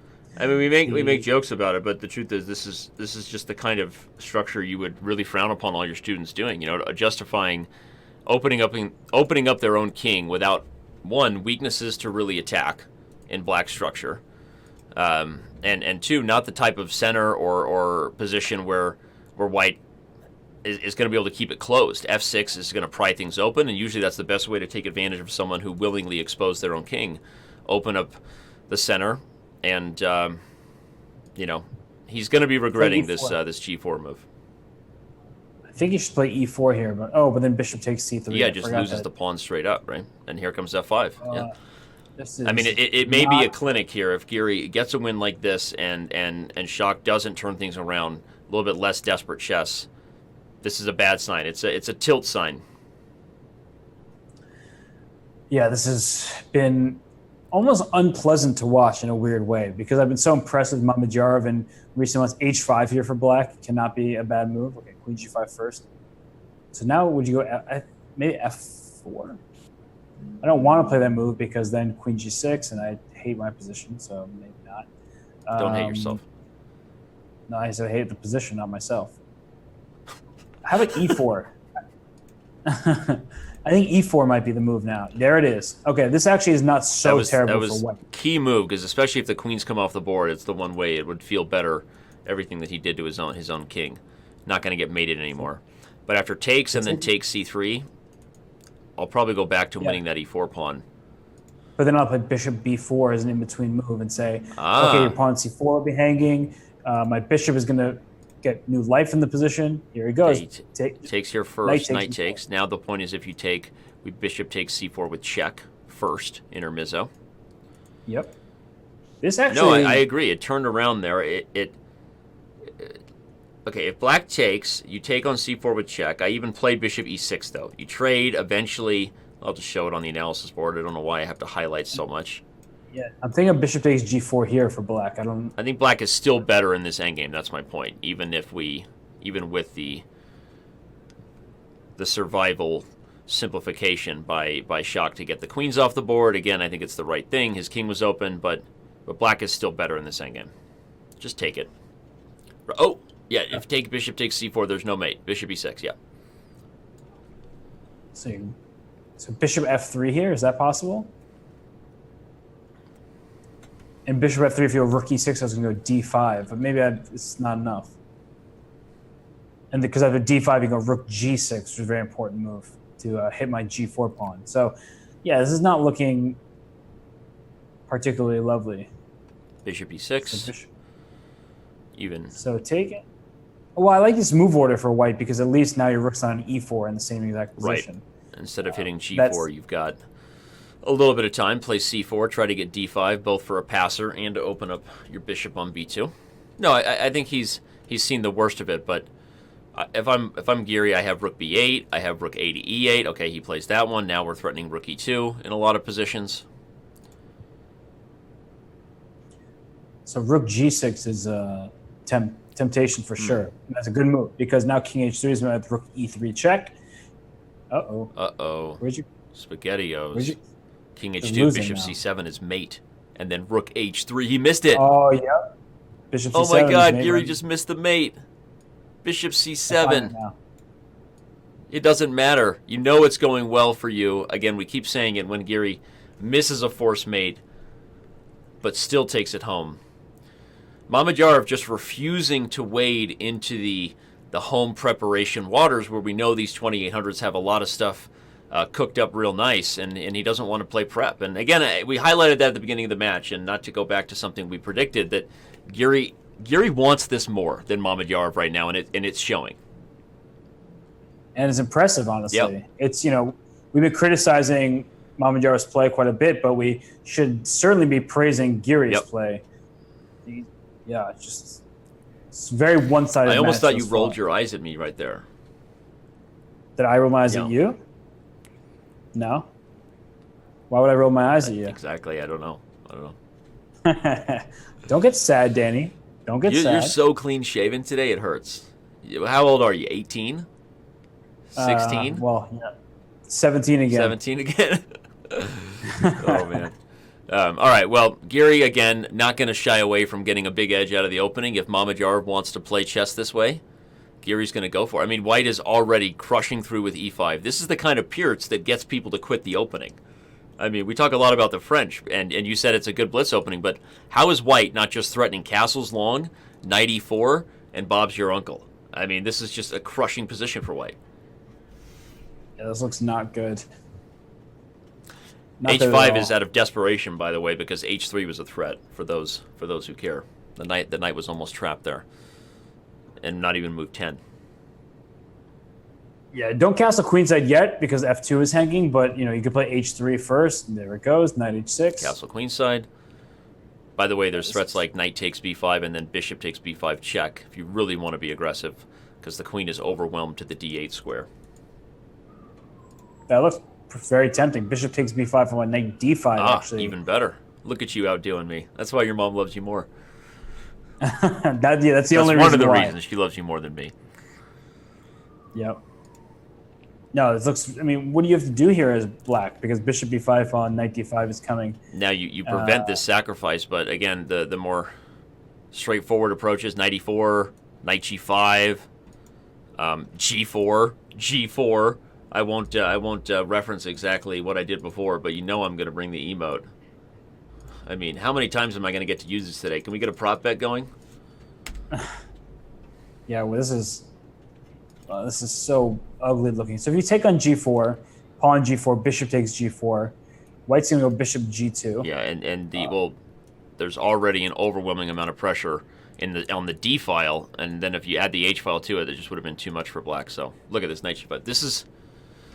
Somebody needs to ask Shak to consider whether he still wants to win this match or not. Because right now, he's not playing the kind of openings that are going to lead to success against a 2800. I mean, e6, I could win this position as white. Yes. The fact that you even agree with that tells you how bad this is for black. I mean, pawn takes e6, bishop d3. The moves aren't even hard to see at this No. point. Well, thank you for that. It's like when I get a compliment from Hikaru when he says things like, even you could win this position. Yeah, I wasn't meaning to Those insult are my you. favorite. Anyway, here comes queen f4. I don't even know. Yeah, queen f4, king a, bishop c7. Okay, it's time. It's time for Shak to wake up. Anish is happy. Clearly. Should be. As he should be. He's up 6 games in the 3-minute portion, and I've never seen anything like this, honestly. But you also don't see people play e3 on the first move or h3 on the first move, and it's funny because when you talk to players, I love Chess-Based comment. Wondering if he's protesting something by playing FM level chess. I don't know. Is this his fight for FM, like fight for all fun masters out there? I don't know. Yep. But it's just so weird because people play these offbeat openings for fun. They say, I want to avoid theory, I just want to play on my own. But it's not that fun to get crushed by your opponent. No, winning is more fun than playing offbeat openings. I can tell you from personal experience. I think doing both simultaneously is awesome. So, speaking of Funmaster Mike, the one and only Mike Klein, just told me he doesn't want to be associated with this. He said even Funmaster doesn't play this explicitive, doesn't play this bleep. You know what he said. So, not even Funmaster happy with this one right now. Wait, do you see the name of this opening? I've never heard of this before. Vant Krush Spruken Jagunsa. Oh man, you clearly have kids. You're watching Sing. That's why you say Gunta. You have seen Sing, of course, right? I love that movie. It's great. Yeah. Okay, good. How can I not see a movie about singing with Hazel? You know that. Yeah, I know. I was just making sure. So take on g6 after d5. So black will play d5 here. Take on g6. White is better because he has control over the e file, but with the queen on d7, it means rook e8 is going to be totally fine. Yep. And there's rook e8. And draw. Although we've said draw plenty of times before, and then Giri's won those games. So. Yeah, I think this ran off the rails early because of those games you're highlighting it. For those of you just joining us, 4,000 of you with us, thank you so much for being here. The early part of the match, Robin and I being vocal about our criticisms of Shak just not bringing his A game right now, especially in the first stage of things, and Giri punishing him. But there were several games in the early part of the match that really came down to a time scramble, came down to some endgame swindles. And at some point, it seems like, because he wasn't playing troll openings the whole time, Robert. He was playing more mainline stuff earlier. Right. So no, he was, and that wasn't working out. And this certainly isn't working out. I mean, here he's not worse. No, he's not worse. He's making a And draw. they might just rinse and repeat this thing. No. Shak bluffs on the H file. Wait, could he, after king j, could he have gone king f2? And then rook h1. Yeah, but you always have f6 is black. And Okay, yeah, there were no threats, but yeah. Interesting. Okay, well, here we go. Perhaps a mainline opening. Nope, I spoke too soon. E6 or c6 would have been just fine there. But there's that pneumonia coming back. I'm just going to save my voice for this rest of this match and let you... You want me to take over? The fans don't want me to say anything anyway. I'm just being honest. So, let's let you take over here and talk. Make this an instructive lesson. Welcome to Anish Giri's masterclass. Unless Shakhriyar Mamedyarov wants to turn things around, because at this point that's a c6 square, and I'm gonna put my pony on it. Tell everybody how we win these positions as white. You put your knight on d4. You put your bishop on e3. You put your right foot. You put your bishop on the light squares, and you shake it all about. Knight e5 is even better because not only you go attack c6, f7 and you bring the mate and bake. Look at this. No? Oh, no? boy. Rook a7. Bishop e3, actually just the most natural developing move. Yeah, the good thing with knight c5 is it can go to b3. So, like, knight b3 can be a bit of an annoying move. So bishop e3 solves that issue. Bishop e3, knight b3, rook a7, and you shake it all about. Gosh, this is weird chess. I don't think I've ever seen Mamedyarov in this sort of situation. But he's also, I guess, not used to I didn't see Meyer's amazing comment. Said I almost called Shakhriyar Shakira, which is the level that he's currently playing chess at. But by the way, let's not insult Shakira, because who knows? Maybe the Latin sensation can play herself some mean chess. I don't know. Never ever compare Shakira to anything negative. Just don't do it. That. Word of advice. Word of advice in front of you, anyway. Yeah, don't do that. So wait, 90. How many pawns is white up? Just one. Okay, just one. Not the end of the world. But D6 is coming. Oh my God, that's going to be so ruthless. D6. The bishop H6 here, maybe. Still Only D6. Chance. D6, bishop E3, king H1, bishop takes A7. I take F7 with check. I go king F8. Bishop and back say, to D5. Yeah, I'm not saying it's good. I'm just saying. I feel like I might mate you anyway. You know Giri wants it. Look at him. He's focused in on a reason. For a reason, because he's like, well, he's going to play this way. Georg Meyer's in the chat, which is awkward because he's also hanging out with me here. Shout out to our best friend John Urschel who came through with this one. Put the gun away. Nothing like that needs to happen here, Georg Gruber. Hans Meyer. Georg Gruber. Hans Meyer or Georg Gruber. Here he goes. I think I like Hans Meyer. This is the line I wanted, though. Here we go. We're going to find out. I like that Giri's at least bringing it. So he has at least a draw with king E8, bishop F7. Yeah, right? if king G7, rook F7. So he's got a perpetual if he wants it. Yeah, rook F7, king H6. By the way, bishop to C4 instead of E6, and then on king E8 you move queen F3, trying to come into F7. Well, bishop C4, I think bishop F5 might be a response. I mean, I'll take the attack. Yeah, I'm with you. I'm totally with you. I mean, what about bishop takes? No, bishop G6, king G7. I don't quite get there in time. Yeah. But it's super. I mean, he's going to take his time figuring it out, and we respect that because, we want entertainment. You know what other move he could play here? No, he can't. Can he? No, he can't. Okay, he can't. Never mind. I thought about E5, but as you said, bishop F5 is just. After king E8, can he play knight D5 somehow? I think he's just going to settle. He's settling. Go knight. No, go knight. Okay. Yeah, he sticks out his tongue in disgust. We feel the same way, Anish. Knight C3 first move. I love it. I love it. Well, this is going to be a first. The first we've ever really seen the tilt happen this early, but I'm not even sure what our argument was, Chess Bay, but I'm sure I lost. That's one thing I've learned. Chess Bay's always right. Chess Bay and my wife. 2 people. Can't get around it, Robert. I don't know why. So. I thought I was going to be thrown in as the third, but all right, it's all good. The thing is, 70% of the time doesn't count. You're right most of the time. I'm not going to not give you that. What do you want from me? I'm not gonna address this on air. Cut. Good. I was gonna say a raise. You're asking me on air for everybody. So. I'm not allowed to just pay you in chess pieces anymore and get gift cards to Staunton House of chessboards. So. I mean, I'll take the chessboard. That works.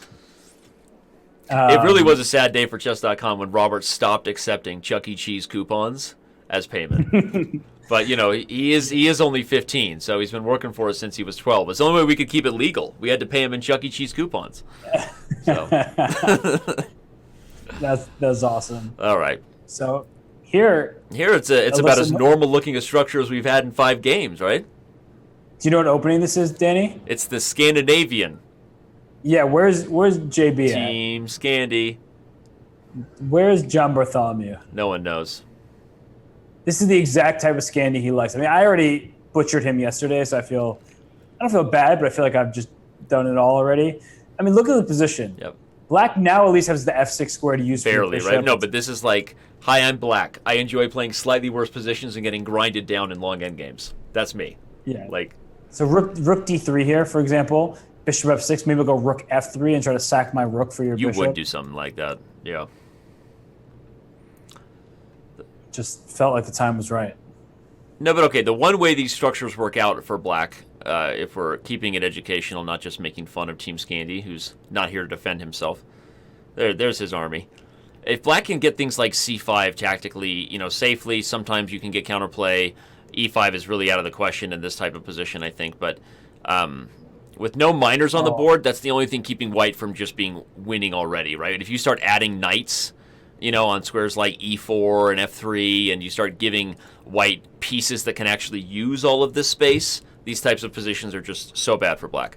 But, okay, the fact that white doesn't have minors is the only thing keeping black's hopes alive at this point, right? Yeah, and black looks actually totally fine right now because the d4 pawn is queen g7. Yep. There it is. And now c5. Bye-bye. Bye-bye, pawn. You can just... Can you? Can you just trade? You could have. The thing is, even the endgame transition Rook d7 is still here. fine for white just because he has this 3-on-2. So maybe this will be one of those weird games that if Shock accidentally wins a game, do you think he's going to start playing good openings? If he accidentally has a good chess game, is he going to pull it together here? No. I've kind of given up on normal chess openings at this point. He's got to play d5 now. No, d5 hangs the bishop on b2. Ah, duh. Okay, sorry. In fact, what is he going to do to get out of that? Did he? So b6. b6, the queen attacks the rook, but then we just double. Yep. b6, queen a4, rook e to d8, and black is good. Yep. Every time we insult Team Scandi, black finds a way to win. Karma. Yeah, it's very frustrating, honestly. Chess karma is real. This is over. Just a free pawn. It's like when we insulted the French yesterday and then Duda started winning with it. That was crazy. Can we all just take a moment to appreciate that Jan-Christoph Duda just pulled the biggest upset in Speed Chess Championship history that Robert called? Amazing. Thank you. Amazing. I feel good about that one. Even though in my bracket I had Karyakin in the final. We had 200 for those who care about the fantasy contest. There were 226 perfect brackets remaining. After Duda beating Karyakin, there were 12 perfect brackets left. Yep. So. Okay, what's going on here? b4. He's going to try to get the c5 passer to compensate for the d pawn, but Giri's going to trade everything on d4 and not allow it. Kind of nice, actually. So pawn c5. Bishop f2 check. Do it. Bishop f2. King takes, queen takes b2. Oh. But after bishop f2, there might be king g2 first. That's the annoying thing. Ah. Okay. Barely didn't work. Giri decides his d pawn is stronger than anything the c pawn can muster. He'll blockade it, and he's probably right. Rook b3. Check over here on the bat cave and see if we can analyze this one. But looks like black is going to bring this d pawn home a little bit faster than Charlie over here on the c file.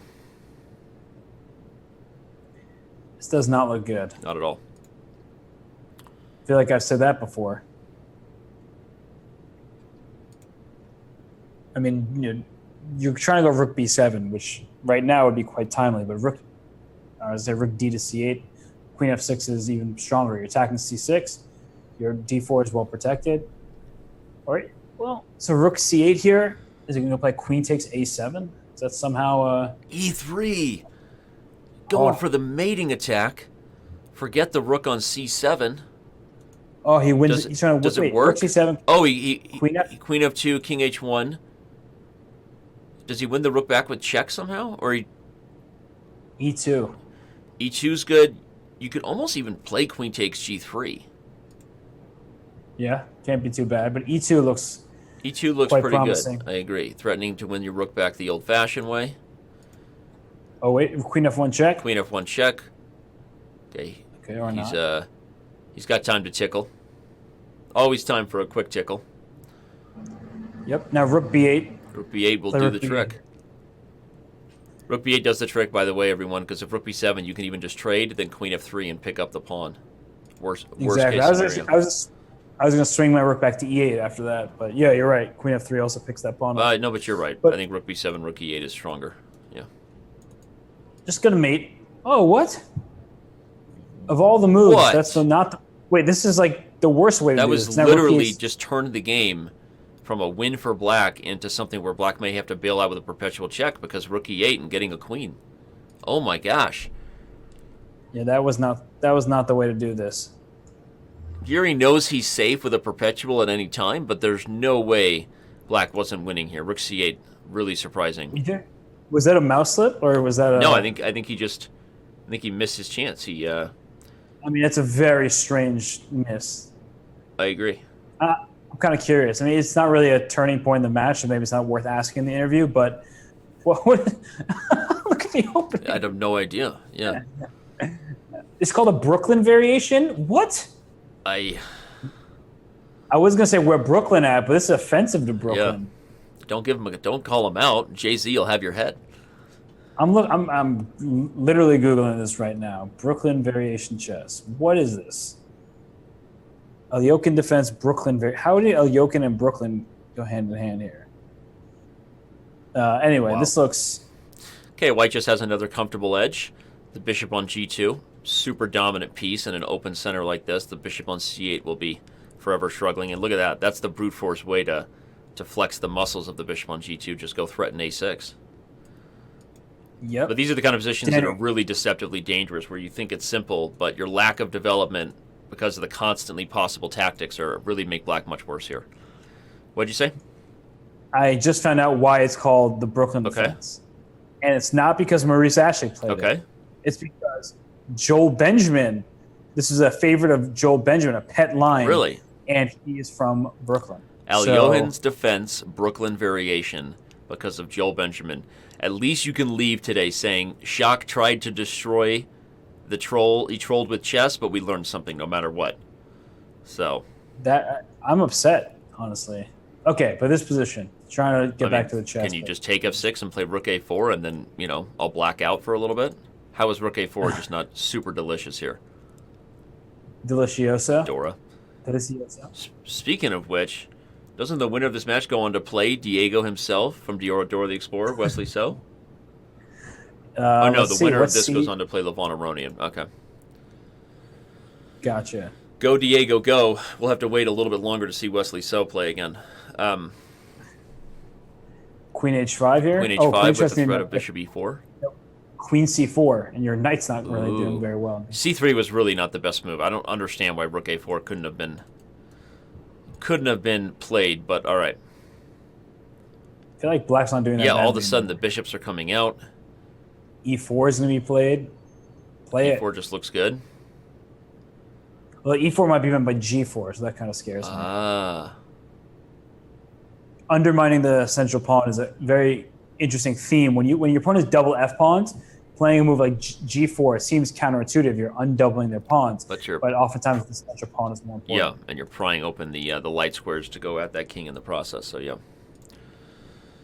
E4 now looks very tempting as well. But e4, g4, I'll go e3 and just say, enjoy my e pawn. I'll take your g pawn, and you'll be stuck with a weirdo on e5. Okay, stuck with a weirdo on. I don't know where that came from or why it got me so. Oh man, I don't know. It feels like a Duplass Bros film. Is there a film called Weirdo? Oh man. The last time I got stuck with a weirdo, things got weird that night. All right, let's say that. Wow. The a pawn falls, but that means b7's going with it. What's he going to do? If bishop takes, he's going to play e4 and trap the bishop outside the pawn chain. This looks just great for Black. Am I missing something? Probably, but I mean, bishop b7 or queen b6 and f2 falls because b7 is also under attack. Peter Nelson, we promised not to talk about that night, Danny. You're right. It's my fault, man. All right. Well, he decides it's not worth going after the pawn. Anish nursing his advantage here. Again, when you're up 6 games, you might, I don't know. I think it's the right decision anyway, because if the rooks come off, suddenly you start to realize just how weak this f5 pawn is, right? White plays knight e3, bishop h3. I don't really know that white is in any danger of losing this game. Yeah. I mean, an extra pawn is an extra pawn. Why can't he just take on f2? That's what I've been trying to get at. Daniel. Did you just call me Daniel? I did. You just Young man. You Danieled me. Man. This looks pretty awesome for black. I mean, just now you're up 2 pawns, so you're going to have to take on b7 or else. You could play queen d6 there, I guess. Now I want e4, though. I just want to say no more to your bishop coming back and guarding things, but queen b5 hits b2 and b7. It's a fork. He likes it too. And, a big problem for white is like a move like queen d8 check, king f7, queen c7 check.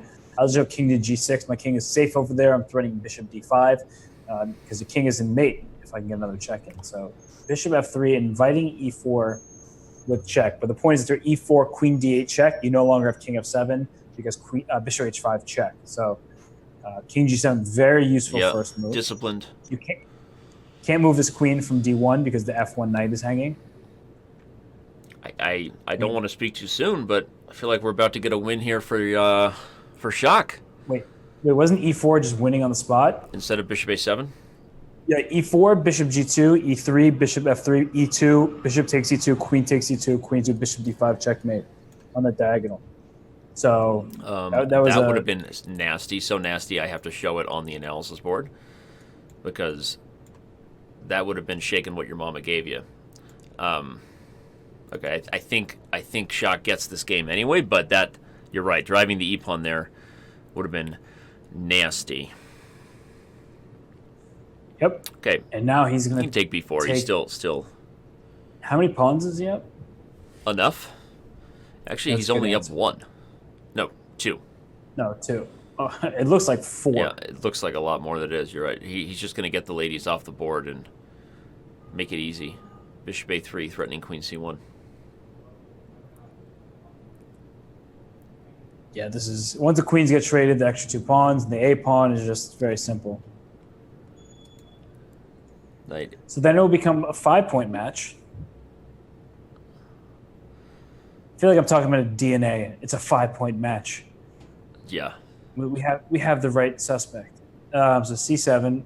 Okay, the bishop covers that square. You are all over the map today. What was that? It's a 5-point match. DNA. Come on, man. Yeah. Have you been watching CSI New York again? I don't even know where you're going with things half the time today. Bishop d5 check. No, don't go bishop d5 because it releases protection of the c8 square. Wait, what? Did he just but it would have been check. Mamedyarov is blundering this game away. So we thought he would win this game. How did he not win this game? What in the world? Yeah, everything is going wrong for him. Oh my gosh. Queen h6 here? Is that... Oh, you're getting too much stress. You can't get too aggressive here, but this really is a shocker. Now he's taking the queens off the board, which... But his king can't move, so like... Yeah, I mean, there's... Giri going after the bishop, I would have just walked the king up, but... What's he doing? He's going to sit on the position? No, he wants to come back. Luckily for Shak, the bishop is the wrong color. Yeah. The bishop is the wrong color of the corner, so all he has to do is just march the h-pawn up, and it's a draw. Yep, he found it. h4. Whoa! That is... he is what's that called on? Not pre-move, the other thing. Click to move. No, when you touch a piece. He has legal moves only on. Okay, still going to be a draw, but this should not have. I don't think it should have been a draw by that point, but maybe it already was still a draw. Wow. Giri takes a big sigh of relief. Yeah, that's what happens when you have if it's the only legal move. If you touch a piece, it plays it. Good if you're in a crazy time scramble. Bad if you touch the wrong piece. Frankly, I mean that was not good. Yeah, that was crazy. So 4 straight draws, but they've not been peaceful games. No. They've been anything but. And Mamedyarov missed an opportunity to get himself back in this match. Yep. And with those 4 straight draws, yesterday there were only 4 total draws. And 10.5, 4.5. Pretty crazy that there were only 4 draws total yesterday. Karyakin and Duda really bringing the decisive chess. Just with the white pieces, every single game was a victory. Don't look now. I almost feel like I see a normal opening. Yep. I mean, not And one it's with a like ton of bite for white necessarily, but a small edge nonetheless for Mamedyarov here. it started with D4, but it looks like it came out of an exchange Caro-Kann. Now that sounded like the start to like a horror movie. It started with D4. So white just pushing pawns. There's no real attack. Pieces are getting traded. But actually, maybe you can start playing F4, G4, and you got to do something. Sorry, I have to say, Smelly Socks 007, who's normally here to do nothing but troll us, gave me one thing to laugh at. He said Giri's rap name is 50%. Yeah, that's the oldest joke. Is it really? I've never heard it. I thought it was hilarious. Oh, okay, no. my bad. Go back to trolling, Smelly not, Socks. You tricked me into thinking you were being original. It's not your fault. Look at General Castro saying more like drawish Gambino. That's never heard that one, but I don't like it as much, unfortunately. Oh, man. Miguel Rodriguez made a donation earlier. He's a Diamond member in the chat there, too. Thank you for that. It had nothing but compliments for us, so I didn't want to read it on air. Okay, that's a good idea. Yep. Thank you, Miguel. Especially as we devolve into just nonsense. I mean, it's kind of hard, Danny, because yesterday we had this great match with an epic upset, and like it was so close throughout. And now we're in this match where it feels like, even in games where Mamedyarov is playing better or winning, it's just like all Giri, 100% Giri. Well, it just super surprising given that I had this date circled on my calendar. I felt like this was one of those weird ones where the seeding worked out, being based on Chess.com ratings, that Giri was one of the higher seeds, and Shakhriyar, not having played as much on Chess.com, was lower. But right now it's looking like maybe it wasn't an accident. So. Yep. But okay. Match is not over. We have seen 4 and 5 game comebacks before in this format. We really have. And Amon Hamilton earlier in the Twitch chat said maybe he'll run out of so many bad openings to play that in the bullet chest he'll actually start playing good openings, and who knows, maybe he'll mount a comeback. So tough to see that, especially as the lead is 6 games. I haven't seen so Mario's won 1 game, right? Or 2. How many games has he won? He's won 2. Gotcha. 2, and I think that would be 5 draws, right? Yeah, I think. Feels like the last time he won is the same time his background was made, like 1960. Yeah. And what is going on there? That movie tape, they pay a lot of money in Hollywood to get cameras to look like that. To get that kind of effect. If you look closely, you'll see like Jack from Lost just quickly flicker across the screen in a flashback. It's pretty awesome, honestly. Oh, we got another draw. Another draw. Gary's, like we said, taking it home. Why don't I have a Lionel Richie emote? Oh wait, no, that's Cool Story Bob. I thought that was Lionel Richie. That's Bob the artist guy. I'm gonna get a Lionel Richie emote combined somehow with the G4 emote, because Lionel Richie, if I would guess, knew how to play G4. That's all. Is this where you say "Oh boy"? Your emote? No, I chose not to say "Oh boy" this time, just to keep it to myself. But I was told by Smarter Chess that there's only been 1 win for Mamedyarov. Ah, okay, I was wrong. Sorry. Wishful thinking. This opening looks pretty normal. Robert, he played E4, Knight F6, Knight G8. So I meant you said the opening was pretty normal, and I about fell over. The position looks relatively normal, Okay, but the fact that Black had to go Knight F6 to G8 and back to F6 might have cost a couple tempi that might be important to a position like this. And in a position like this, White has complete control over the center, and this is why Black makes his break. But look at the pawn structure now. A6, B7, D5 compared to this nice pawn chain A3 to C5. Yep. So the D5 pawn, clear target, isolated. White can try to play for C6 at some moment, saying that I'm going to leave you with an isolated A pawn as well. And I actually like the idea with C6, just to, like I said, to give Black another weakness in the position.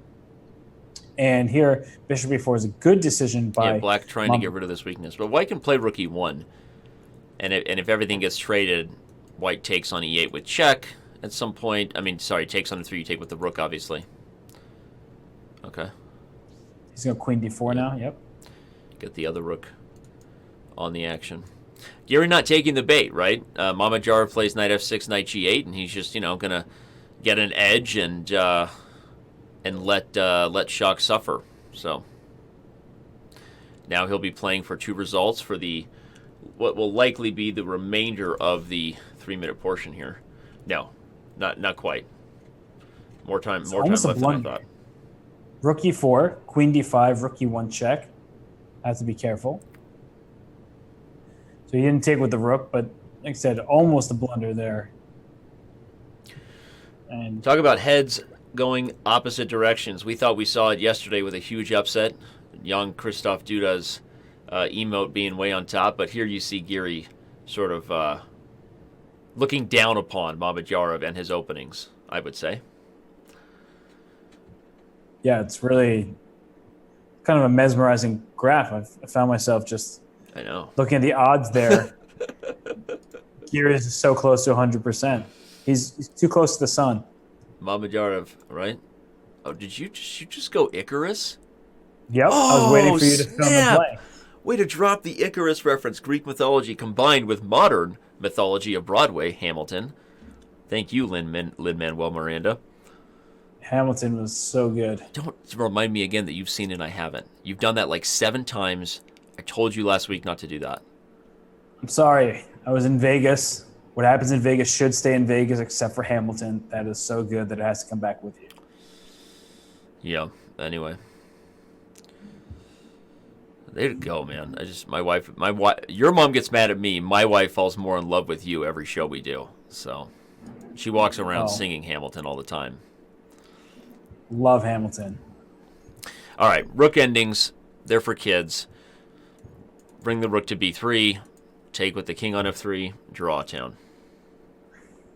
Yep, 3 on 3, but just the pawns for black look very nice in that pawn chain. The good thing about having an outside passed pawn, though, is it can be used as a decoy. They're going to repeat. But yeah, they're just going to repeat. If it was a king and pawn ending, this pawn chases the king away and white wins. But rook and pawn endings are drawn, and the match continues. 18 minutes left. We might be on pace for one of the most games played in a match. I'm sure that Mike Klein is already all over that stat. But with how many draws have we had here? Very quick draws at times. Too many? Is that the right answer? Yep. I feel like I passed that one. Hey, we got F4. Taking one out of Sasha Grishuk's book. Ooh, Grishuk's book. Like that. Rolls off very naturally there. Grishuk played in the 8th round, I want to say, of the Sinkfield Cup against Wesley So. Yeah. That F4 in the first move. Something you don't see very often at such a high level, but he said it's like kind of a secret weapon. And Mike doesn't think we'll be close. I'm not sure he's right, though, because Shak also... I mean, I can think of 3 games where Mamedyarov resigned super early. Yeah, there's still 17 minutes left of this portion, so lots of time left. Yeah. When's E4 coming? E4, maybe knight C5 is annoying. Yeah. E4, knight C5, knight E5. Maybe not. Oh, then bishop A6. Yikes. Owie. I just don't know what to say, Danny. I'm out of words. words. The queen away. Giri plays A6. At some point here, you might want to look for E5. You forcefully pry open the dark squares. Now you got to go back. And that looks kind of like a Catalan where white plays D3 instead of D4. Uh-huh. So, not as good. You mean. White plays D3 and D4. Uncle Yermo once told me that's why he never liked any of the E3 lines against the King's Indian, because all white wants to do after playing E3 is play E4. So. That's fair. And I trust. In Yermo, I trust. By the way, the record amount of games was Carlson So with 37 games. And we're on pace for 30. Okay. Got it. So what you're saying is there's a chance. No chance. I hear you, Mary. Queen A5. Bishop C6. Queen A5. You want to bet? No, because Queen A5 is going to be played. Oh, you're right. Oh, man. That'll teach you. Should we be surprised that I'm right, though? I mean, queen a5 was better, so we should be surprised. Oh, look at this blunder. Oh, he just blundered a piece. Oh my god, he's just laughing and shaking it off. He's like, oh man, just not my day. So you were right, bishop c6, buddy. Yeah, because you had to force b3, and then you would take on a4.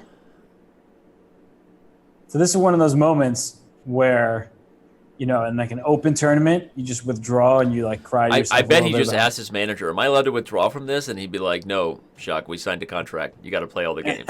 There is no forfeiting the match. Although, Europeans are much less likely to withdraw because they don't do that in Europe. Right. And even in open tournaments, it's not a common practice. In the U.S., much more so.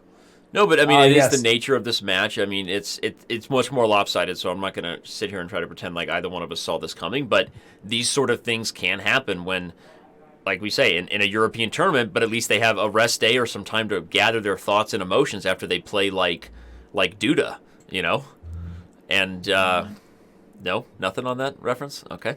No, you're not. But they have nothing to do to calm themselves, to refresh. I mean, that's why these things are, are really tough. So, speaking of really tough, Mamedyarov's position in this game is tough. He's got some compensation for the queen. He's going to play knight b4. How do you guard c2?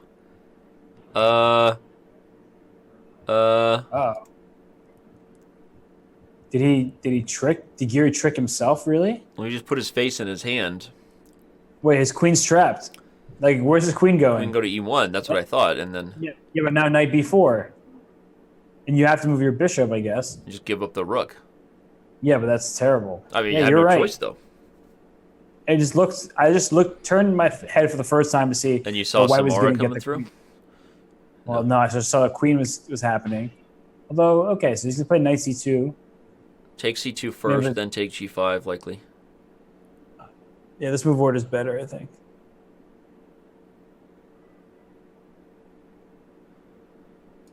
This looks very bad for Giri. Knight g5, knight c2, queen moves, I take your rook, you take me back. 2 rooks are better than a queen, especially in a position like this. Wise words. Where black's king is safe. You want the queen when there's an unsafe king, but with a very safe king, the 2 rooks are just dominant. So, yeah, should be straightforward. The queen needs open kings or pawn weaknesses on both sides of the board to be able to bounce around and keep the rooks from coordinating. This is a closed enough center, king safe, and really only 1 or 2 open files means the rooks are really going to dominate. Giri might resign here. You really think so? He might. I mean, because his position is very lost. But Shak took g5 first instead of taking c2. He can save the rook instead of taking back on g5, perhaps. There's nowhere to save the rook because you play rook b1. Knight I was going to say rook d1. Rook d1. Yeah, but then I have 2 pieces and a rook for a queen, which is still. I agree. What's he doing with e6? I don't know. Bishop e7 would also encourage you to resign. Can black just castle too? I don't know. No, yeah, you should save the bishop. You're right. Get the bishop to safety. No, castle's also very good. We got 100 bits just now from OMG Bentley wants the shot comeback. OMG Aston Martin. If he starts winning games and you keep donating, we'll let him know who was behind him. Secret sponsor, Bentley. That'd be cool. Secret sponsor, Bentley. Mamedyarov, brought to you by Bentley. Lowe's, let's build something together. Oh, this game. Just you can even take the pawn, but bishop e7 looks perfectly good. Castling looks very good. He's taking a lot of time here. I mean, I know it's kind of making me nervous. They both see something that we don't. He decides to take c2. But here comes queen e5. Bishop e7 can't be a bad move here.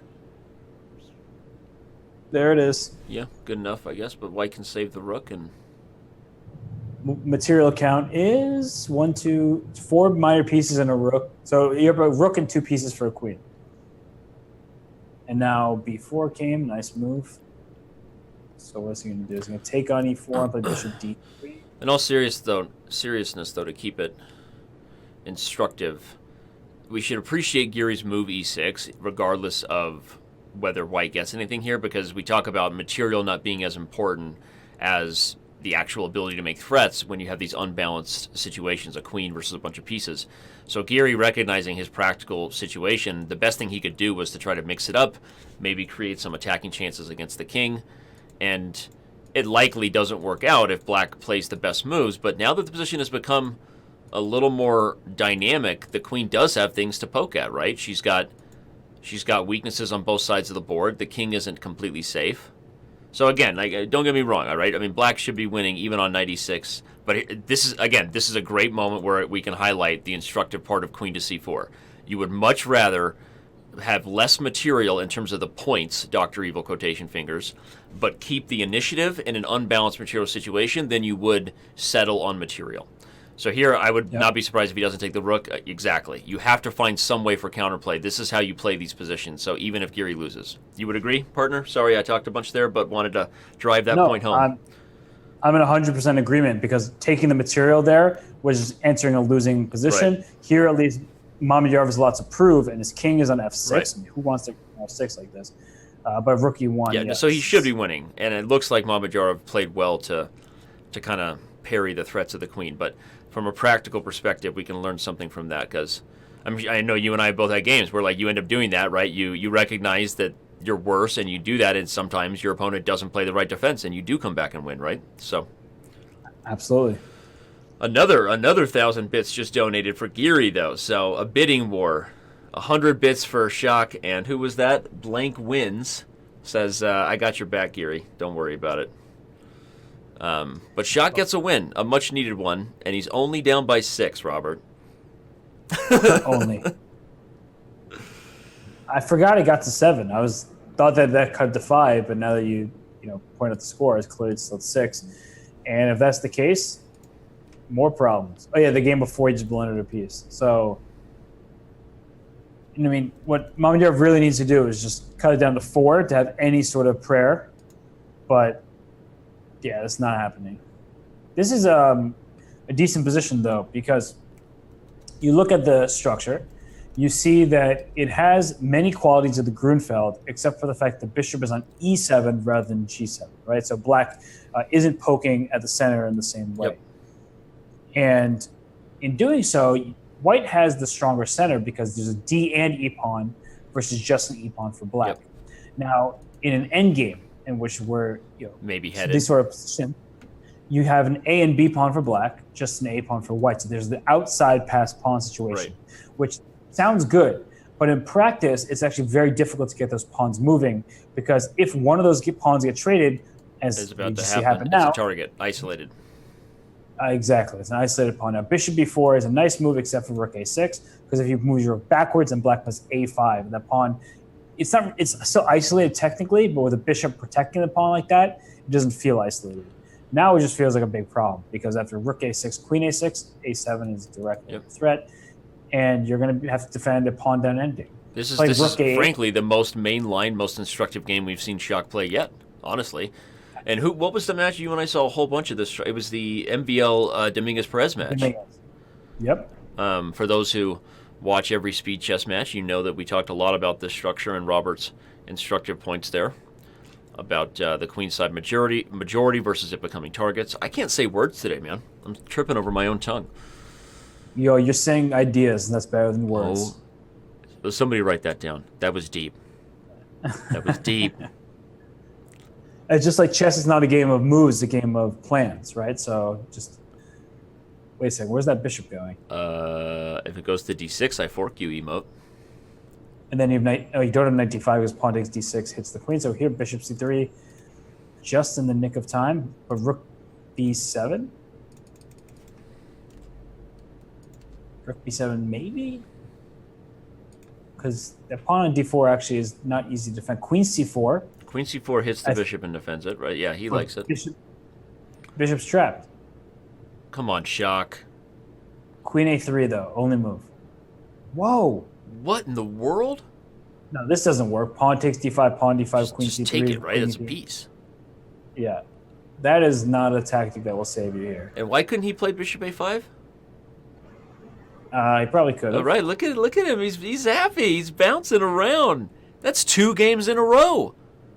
Let's go. Let's Don't go. call it a comeback. Don't call it a comeback. I've been here for years. Sorry. That was awesome. Yo, LL. You didn't the opposite of the Serena Williams commercial that they've been showing with that. Yeah, but dude, she had a baby and then won a major like 9 months later. She's a monster. No, she's amazing, obviously. But have you seen the commercial with the song? And she whispers it. She's like, "Don't call it a comeback. Right. I've been here. No, I love it. I never left." I love it. I never left. Yeah. No, it's great. And Shak is. I mean, in all seriousness, if he wins another game, we're in the distance where historically it has been done before. If he's only down by 4 games, we have seen people overcome 4-game deficits to win the match in the final portion. And whoever was donating bits to Shak, you better keep it up because he won 2 in a row since you started. I forget the username. Mabi. And Ugly says he just gave him a head start. That's all. Gave him a head start, right? Let's see. Okay, in this position, he is playing mainline openings. Now, I said if he wins a couple games, is he gonna wake up and stop throwing a tantrum and start playing good chess with this troll openings? I mean, now he's doing it. And his position is quite decent with the black side here because this configuration with double G pawns, it seems like a weakness, right? We don't like having double pawns, right. but actually sometimes double pawns really protect our king, and it also helps protect the knight on h5. Yep. So there's no discoveries there. And look at black. Black's better here, honestly. This is a minority attack where the pieces are right where they need to be to expose weaknesses. White's going to try to get c4 to get rid of that weak c-pawn, but yeah. And this move bishop d6 helps play e5 for black. Also, you can think about, but probably should not do, play the move pawn f5, and that way f4 can come after. And c4 is a good idea. Queen d6, I like this. You don't mind both sides having an isolated pawn here because the queen now has access to the king side via g4 square. Don't play it yet with the knight on c6 hanging. Right. Well, actually, queen g4 is interesting because you can sack on g3. I'm trying to figure out the right configuration. If I go bishop g3, pawn g3, queen g4, you have to go bishop f2, I think. Yeah, because you're threatening. Oh, no, maybe you can ignore it and play rook takes c6. Just give me g3 with check? Yeah. Huh. Yeah, I say Checolino Shlamba and just go out the way. Oh, man. Look at you busting out the Danny wrench. Okay, well, he's definitely going to be calculating it. It seems unnecessary. I mean, there are other moves for black here. I mean, just put your rook on the c file to guard c6, right? Or move the knight and now come to g4 and maybe even bring the other knight to f5. So still feels like Shak is feeling better right now, and very good chance this will be the last game in the 3-minute. And so if it's a win, we've set the stage with 3 games in a row. a4, take a4. a4, and then don't call it a comeback. Knight e5 didn't seem ideal. I didn't like bishop takes e5. I thought I could take it on a4 right away. But rook b4 is a good move because it attacks a4, and you could swing that rook to the king side. Nice c5. That's a good move because now he can play just simple moves, right? Like queen d2, queen f3. Okay, yeah, get the queens off the board. So if queen f3, king f3, knight c6... You have bishop d2 coming in to watch out for because now the a pawn is a target. a5. That's very true. Very, very unfortunately true for black. Okay, no, queen f3, king f3, knight c6, bishop d2. I have rook b2 there, maybe. All right, plays d4 right away. So what's going on here? Bishop a5. Better be careful. Rook's on the second rank. Yeah, he'll go knight d5. Yeah. Bishop takes a5, knight to d5. And he had to do this because g4 was actually in danger of trapping that knight on h5. g4. Well, but, he kicked the bishop away to give the f4 square back to him. So knight d5 here looks... Oh, wait, knight d5... No, it doesn't hang the knight. Yeah, mate on f2.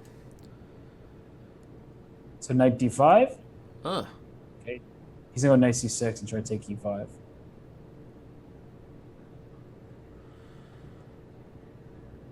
So what now?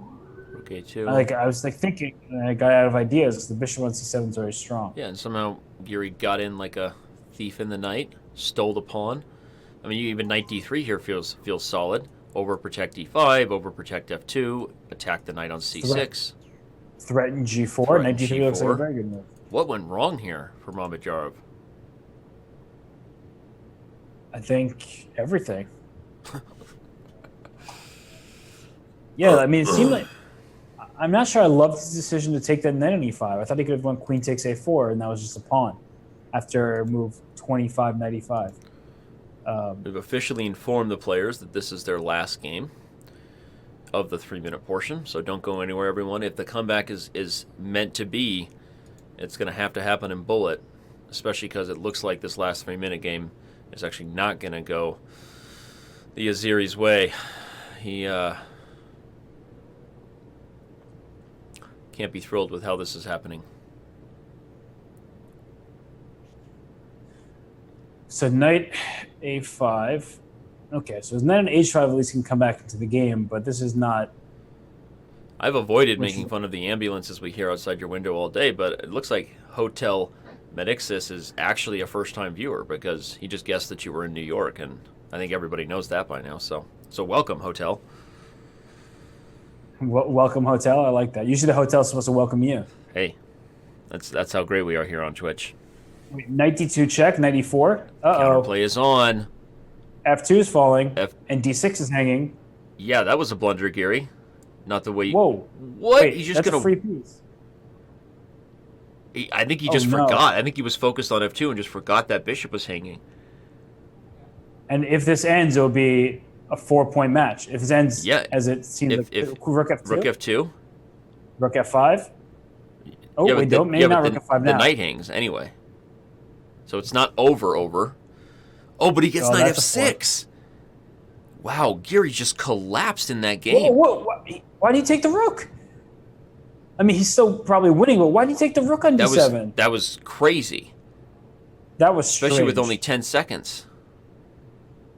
Okay, now he's like asking to not win this game. It is winning. You have to, but if one more pawn falls, meaning the g7 pawn, it's not a win. Especially with no time. I would just play f6 here, yeah. Knight g4. Knight g4. Very nice, very key, actually. It's going to be enough, likely, for Shak to get this one. Now he goes and gathers up the a-pawn. Knight c7 is going to be played. Knight c7, Forksville. Take the pawn. And now it's knight c5 coming next, just winning. Trade. So it's a four-game lead now. That's to the shock of the world, no pun intended, given that our man Shakhriyar Mamedyarov is the one who just pulled that off. But we're going to give the players a quick break. And we're going to be right back because guess what, Robert? Guess what? What? We have a match. That was the fourth win in a row. Mamedyarov, if you're just joining us, was down by 7 games. He's won the last 4 games. I am impressed by his resolve and his ability to come back there. Three in a row or 4 in a row, dude. He was down by 7 games. And now he's down by 4. That's 3 in a row. I can't do math, but we're going to be right back. And don't go anywhere. And we have a match. Despite what we were seeing earlier, I'm going to guess we do see some mainline openings from Mamedyarov and Bullet, and we'll see if Giri can hold on. Comments, but... Well, you're live, and they just heard you say that. You gotta give me more of a heads up. Sorry, well, just kidding. I knew I was live. No, but that was awesome. It's okay to admit that you get annoyed by comments, because we know you get annoyed by my comments. Tell you what I haven't been annoyed by, the fact that this match just got close, and we are not going to be sitting here talking about fun ways to win in a +8, plus whatever match. Not to say that those rooting for Anish Giri shouldn't continue to root for him, but at this point, Mamedyarov has showed us that he's not going anywhere, and I believe the match is beginning. Checking out, the players are ready. There you go. We had more donations while I was gone. $20 motivation for Shak from Bruno himself. Is that Sacha Baron Cohen, or Bruno. is that Sacha Baron Cohen in the chat? Or are you just happy to see me? Well, Hooby Jooby's here and says that he's happy to see me. So let's check out how this bullet's going to go.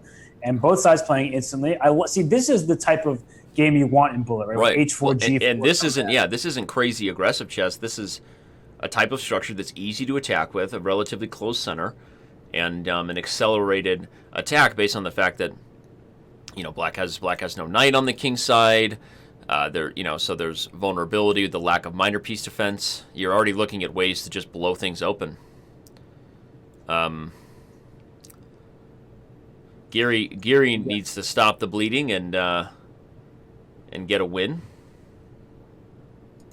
Yep. And he's kind of prevented the attack here, or at least Mamedyarov didn't get more of an attack as it looked like he would. And this F5 square, as this knight regrets up to E7, is going to be a very good one for that knight. And so G6, I guess knight wants to come to H2 at some point.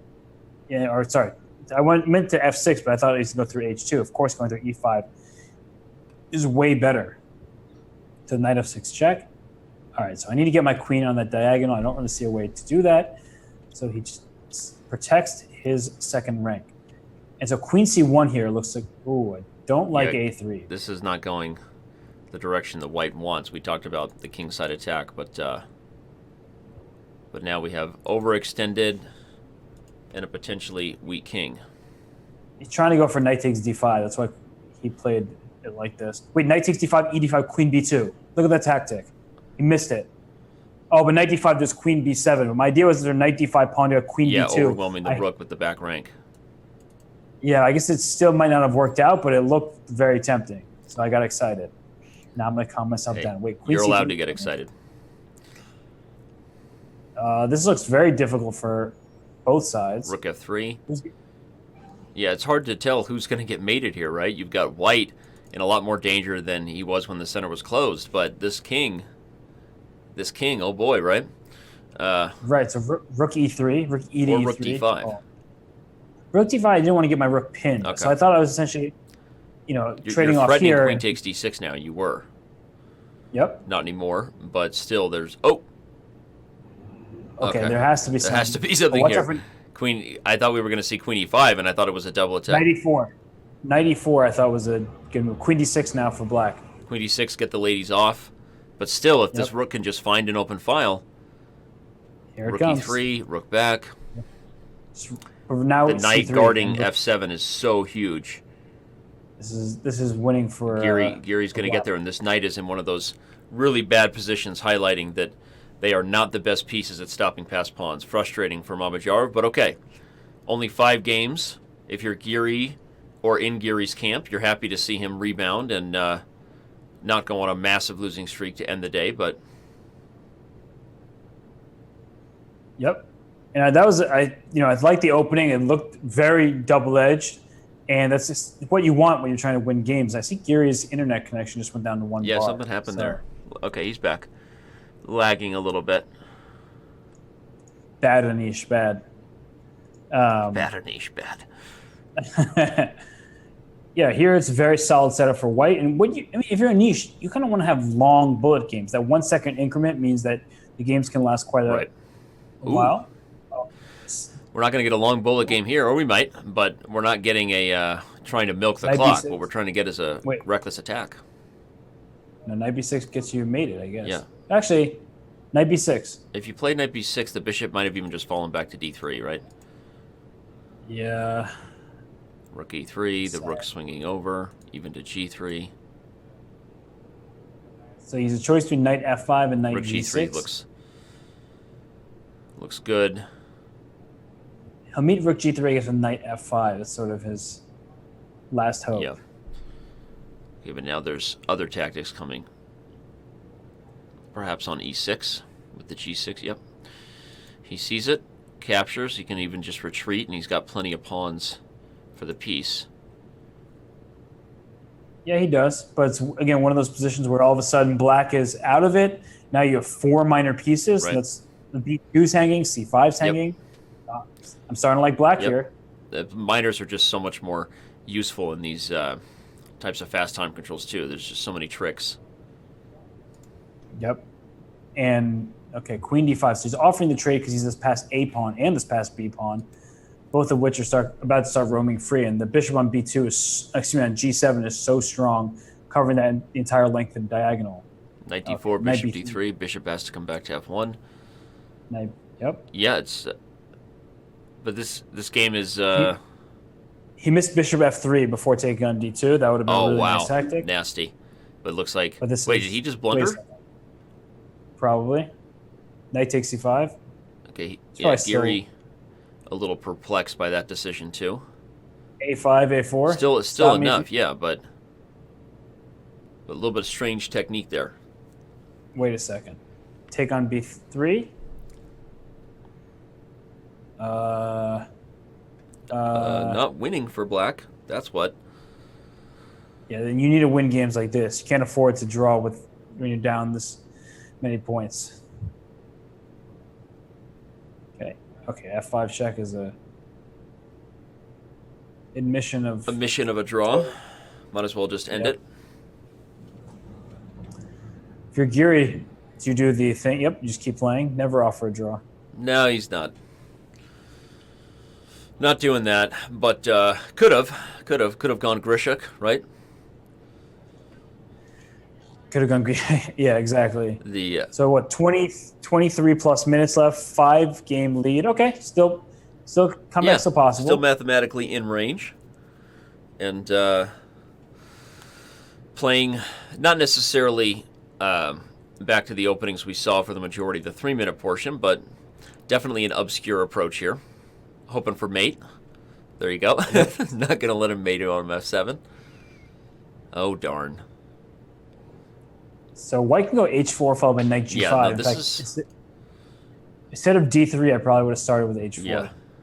Okay, but black is going to construct the fianchetto by hand. But like D3 was a wasted move. He should have just gone H4 right away. He wasted a very important move there.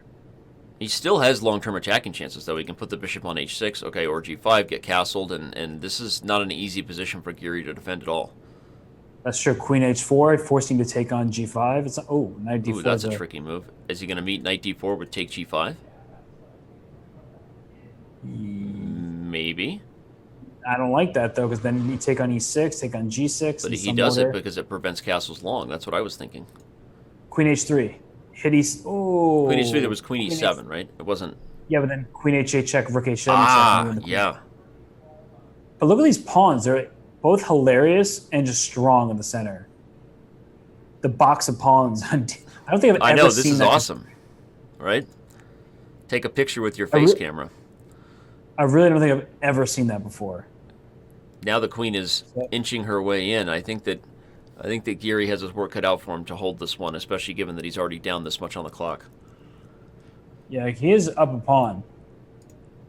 Wait, I can't count with 4 pawns in the center. We forgot to yell that it was the Frankenstein Dracula opening. Fun Master Mike about had a hissy fit and every other chess kid in the world.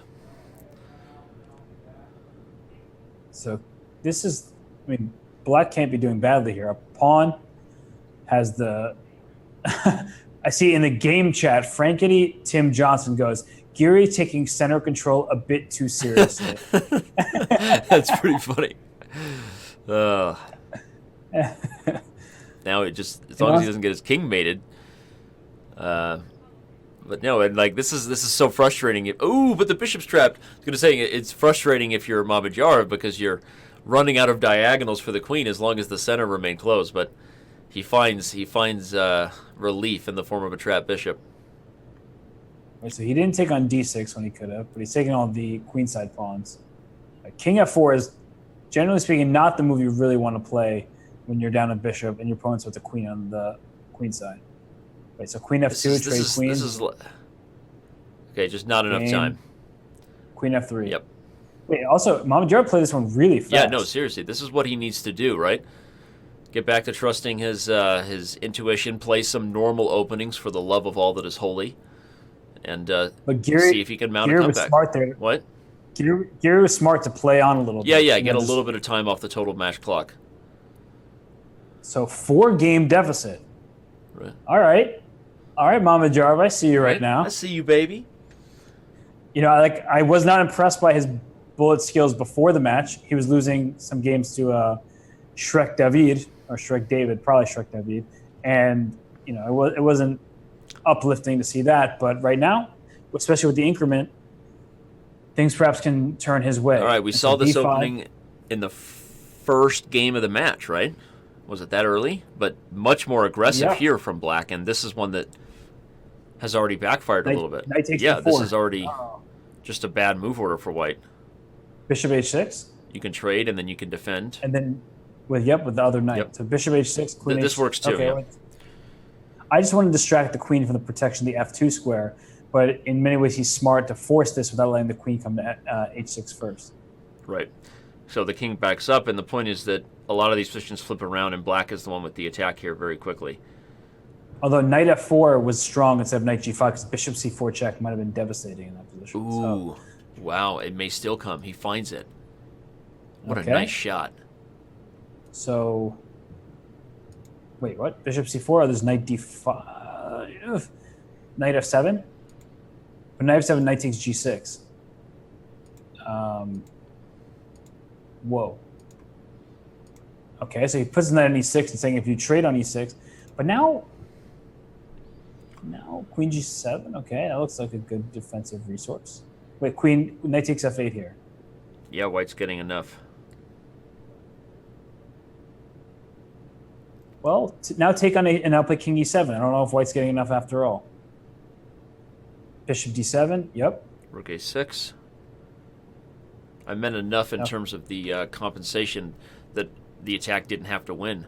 Because here, I mean, he's not really in danger of losing this ending. Just too many pawns have fallen. Yeah. Although, if Black is quick to win this f2 pawn, then it can be troublesome. Okay, he might just take a draw and be happy with the overall match situation. But White did get enough that you didn't have to checkmate. It's kind of a loss every time you don't get a win at this point for Mamedyarov. Bishop d7. But okay, objectively, you're playing on with the two pieces because the match situation. Objectively, White's not worse here. I don't know about that. Okay, f4, f3 even. F4, just trade this. Knight d2 check. Knight d2, take on f3. Now it's bad. Okay, f3 was bad. f4 was better. Yeah, I agree. No, I think you're right that if you think about this in a long term and just look at the board, it looked like White was doing okay. But even here, this is okay. I agree. And Giri blundered with this move f3, became closer then. But this is the kind of situation where the rook should be fine against the miters because you already had enough passed pawns. And he may still be fine. So bishop b7. Oh, and king e3. Yep. He just got out of it. Nietzsche. Oh, bishop g4 instead of bishop b7 was much stronger, clearly. But this is you know what the sad part about this, Danny, is you spent so much time. Yeah, from a match perspective, it's rough. Rough when you're not getting this win here. Poor Shak. Yeah, this is not good. Yeah, now you might even lose rook e3. I think rook e3 was also a little tricky, but all right. This should be good enough.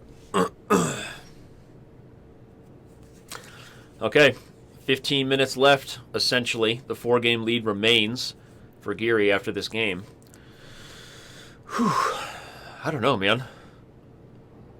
A lot closer than we thought it was going to be. Yep. And definitely some on the edge of your seat chess here in the bullet portion, but Giri's still holding on. Yep. And there is still time, plenty of time left to make this comeback complete. 15 and a half minutes. That's plenty of time for 4 games if you go on a winning streak. So, all right. So we have an interesting decision in this game with Trapowski, and I like it. From a standpoint of you need to win games, it's nice for White to see this because the king is a little bit vulnerable with the pawn structure compromise like that. And, now especially, the pawn structure is very compromised. Before I could even finish my thought, I look at it and you have double isolated pawns on the f file. Yep. B7's hanging. Now queen takes d8. Or b7. Queen takes b7. Yeah, that's probably even better. I mean, the b2 pawn still is a problem. So rook b8 he played. And if you take on a2, rook a2, then queen d5. Oh, I thought he would do that too because I thought white could get rook d1 with tempo. Ooh. Oh, I like this don't better though for white. That's an Yeah, exactly. Yeah, this is a nice exchange stack. G4. G4. Just cement that bishop in there. Loved it. So queen c4 is nice because the rook can't attack it with the bishop covering the c8 square. And Mamedyarov is playing extremely fast. Like, impressively fast. No, almost like he's trying to intimidate his opponent a little bit. Well, is it knight g5 here? Look at him just rolling right now. It's actually very impressive. Knight e4 is coming. Knight h7 check, of course. Okay, so what to do now? F7's weak. Maybe just play. I was going to say play h4, so you have threats like queen c4. I like that. Bishop e6. I like it a lot. Queen f3. Oh, okay. Bishop e4. Bishop e6. A little safer. Now queen comes back to f3. Okay, no, but he's maneuvering in. Look at that A pawn go. So irritating. You defend everything, and then that A pawn over there. Queen c8 check wins the bishop on c5. I think that's been hanging. Okay, or not. Queen c8 check still wins the bishop on c5. There, he found it the second time around. Fool me once, but not twice. Queen d4 check, and then bishop f3, and then that's sufficient for victory. Yep. Queen d7 check, boom. Okay, Mamedyarov strikes back, and again, this is not over. A 3-game lead with 13 minutes left, especially given that the momentum has been going so aggressively in Shak's favor that now Giri is, again, Matt's strategy, playing the position out, makes sense. Yep. Make sure we're updating the players with the score. But pretty sure they must know that there's still a chance if they're in Mamedyarov's camp. 12 minutes left, 12 and a half. I don't know, man. I can feel it. And Giri has Giri's been to overtime before, right? He's no stranger to that situation with Wesley So last year. Yeah, and actually I was thinking about Vidit just now because Vidit said after he lost those games against Zavin, he took 30 seconds of the 5-minute portion to get a break. You can't do that in bullet, right? You can't just waste 30 seconds in a bullet game. So it's really hard when you start going on tilt in the bullet portion. Now, Giri, again, with the white pieces, going for Mamedyarov against his Pirts, but the Pirts situation here looking like there's no checkmate, at least no immediate checkmate. This has just been, I don't know, weird to see Shak going back to this. Feels like white, so Queen G5. White has all the pressure. Wait, what is that? He forgot when knight goes back to G6. Yeah, that's a piece. Oh, no. Could be another win right now. Queen takes H4. H4 is a rook, dude. No. What in the world? What in the world? Anish coming apart at the seams right now. This isn't troll openings. This is a Verisov, and one of Shak's favorite weapons in rapid chess. Yep. And this is, I mean, I don't know what to say right now because only 2-game lead for Giri. Amazing. Look at that. The Shak comeback. OMG Bentley. So let's see. I mean, this position is perfect for the comeback, right? It's like instead of having to force your way to open up the position, it's just already playing itself. Yeah. At this point, Giri has got to pull it together. The momentum is running off the rails. Oh, that's a scary move to play. Knight takes c6 with the pin coming. Queen e2. Oh, Queen b1. I love it. Look at that move. Switching to the A file. Is this about to be another win for Mamedyarov? Looking that way. And nice move. C6, king c7. But here comes b5, undermining the d pawn. So c5. Or maybe just, yeah, you have to play c5. I like that move, king h1. Just getting out the way. Yeah. prophylaxis. Here comes C4. At some point, open the C The file. knight on D4 is so good. The knight is so strong. I don't know why he's waiting. He's inching the queen to the C file. I loved C4 just because it would have opened the D file to go with it, but okay. Likely White's attack is strong enough. Yeah, if queen B6, knight C6 check, and F6 falls. With check as well. Wow. And look at the time. Look at Mamedyarov on the clock again. This is just amazing. 5,000 of you with us. Thanks for being here. The comeback is on for those of you who just tuned in. Anish Giri was up by 7 games at one point in this match today. The biggest lead one of the biggest leads we've ever had seen go away like this, right? We've seen leads like that before, but they usually stay in that direction. So, tilting the other way right now is Anish Giri, but still up by 1 in the match with 8.5 minutes roughly left. Crazy stuff, Robert. Did you think we were going to be here? We were talking about troll openings an hour and a half ago. Crazy. Yep, and he changed up. Well, he didn't really change up his openings, but the Pirits is good, as I mentioned, the very first game of the match in very quick time control. So just, you're both on your own, and whoever's in better shape tends to be the one scoring the points. Wow. And Giri has been resigning pretty early, and there's still 8.5 minutes left, so I don't think the early resignations are that meaningful. But look at this position, another free-flowing position for Mamedyarov, though it actually isn't. Who's doing better here? This bishop on D4 looks great, and the pawn E6 is weak, clearly, and rook E1 just takes advantage of that. I guess you can try a move like knight C6 here, or knight F5. Now if queen E6, we trade, knight takes D4. Yeah, I mean, he's still in good shape as black, though. I mean, these pawns are just terrible, regardless of what happens on the E-file. Yeah, I thought he was going to take on D4 because C2 and F4 were both under attack. And the G4 was a good move. But actually, King G1, nice. Yeah. Look at that. King G1, very precise, because otherwise you lose. Everything with check. And now he just looks like it's a drawn position here. King G2, Rook B3. Oh, nope. He's okay with the pawn being traded, I guess. That's all right. Rook A7, maybe. So if you're Giri, do you play Rook takes B5, and when a draw eventually is offered, do you just wait until you're about to lose on time and accept the draw? He declined to draw just now, so he's sort of doing what I was saying. I mean, he can. He has no reason not to, right? I mean, from a match... Oh, wait a second. G5 check is... G5 check is pretty devastating. How did he get himself in that spot? Well, it's okay. He'll go Rook... yeah. Okay. Or that, yeah. Also works. So... Should be good enough. Rook B5. Okay, it's an H-pawn, so... It's funny, he almost lost. Well, no, I mean, I don't know that this is wrong, right? He's not taking the draw. Instead, he's asking Shak to play for the win. I mean, again, this is match strategy. That's what makes this match format different. Giri, the chess player in him wins out over the gamesman in him and takes the draw, which is, it's a classy thing to do. But that's one of the things that makes this format exciting is when you get in these situations where the total clock is against your opponent in addition to the chess. So...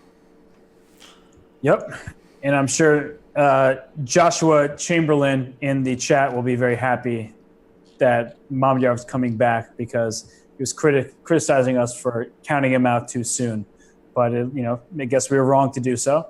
Mamedyarov is clearly still in the match, but I did not expect the bullet. See, it's funny because I feel like I was misled. I initially thought that we watched Mamedyarov not hold his own against a much weaker opponent in bullet for too many games before the match today, yeah. Exactly. If I had never seen that, I would have said Mamedyarov would be better in bullet. And Mamedyarov in blitz obviously is a total monster. Well, Joshua Chamberlain's convinced of his rightness, but there's a reason we've never seen comebacks past 4 games ever happen. So, I'm not exactly sure what he means that for 2 years we've been saying that matches are over before they are, but he thinks that's the case, I guess. So usually when Magnus Carlsen's up by 11 games, you're right. We do say the match is over. So here, look at this for Mamedyarov once again an better. advantage. No, I agree. This has been the most impressive comeback we've ever seen, even if it doesn't get completed. I mean, 7 games down to a situation that actually matters is amazing. Yep.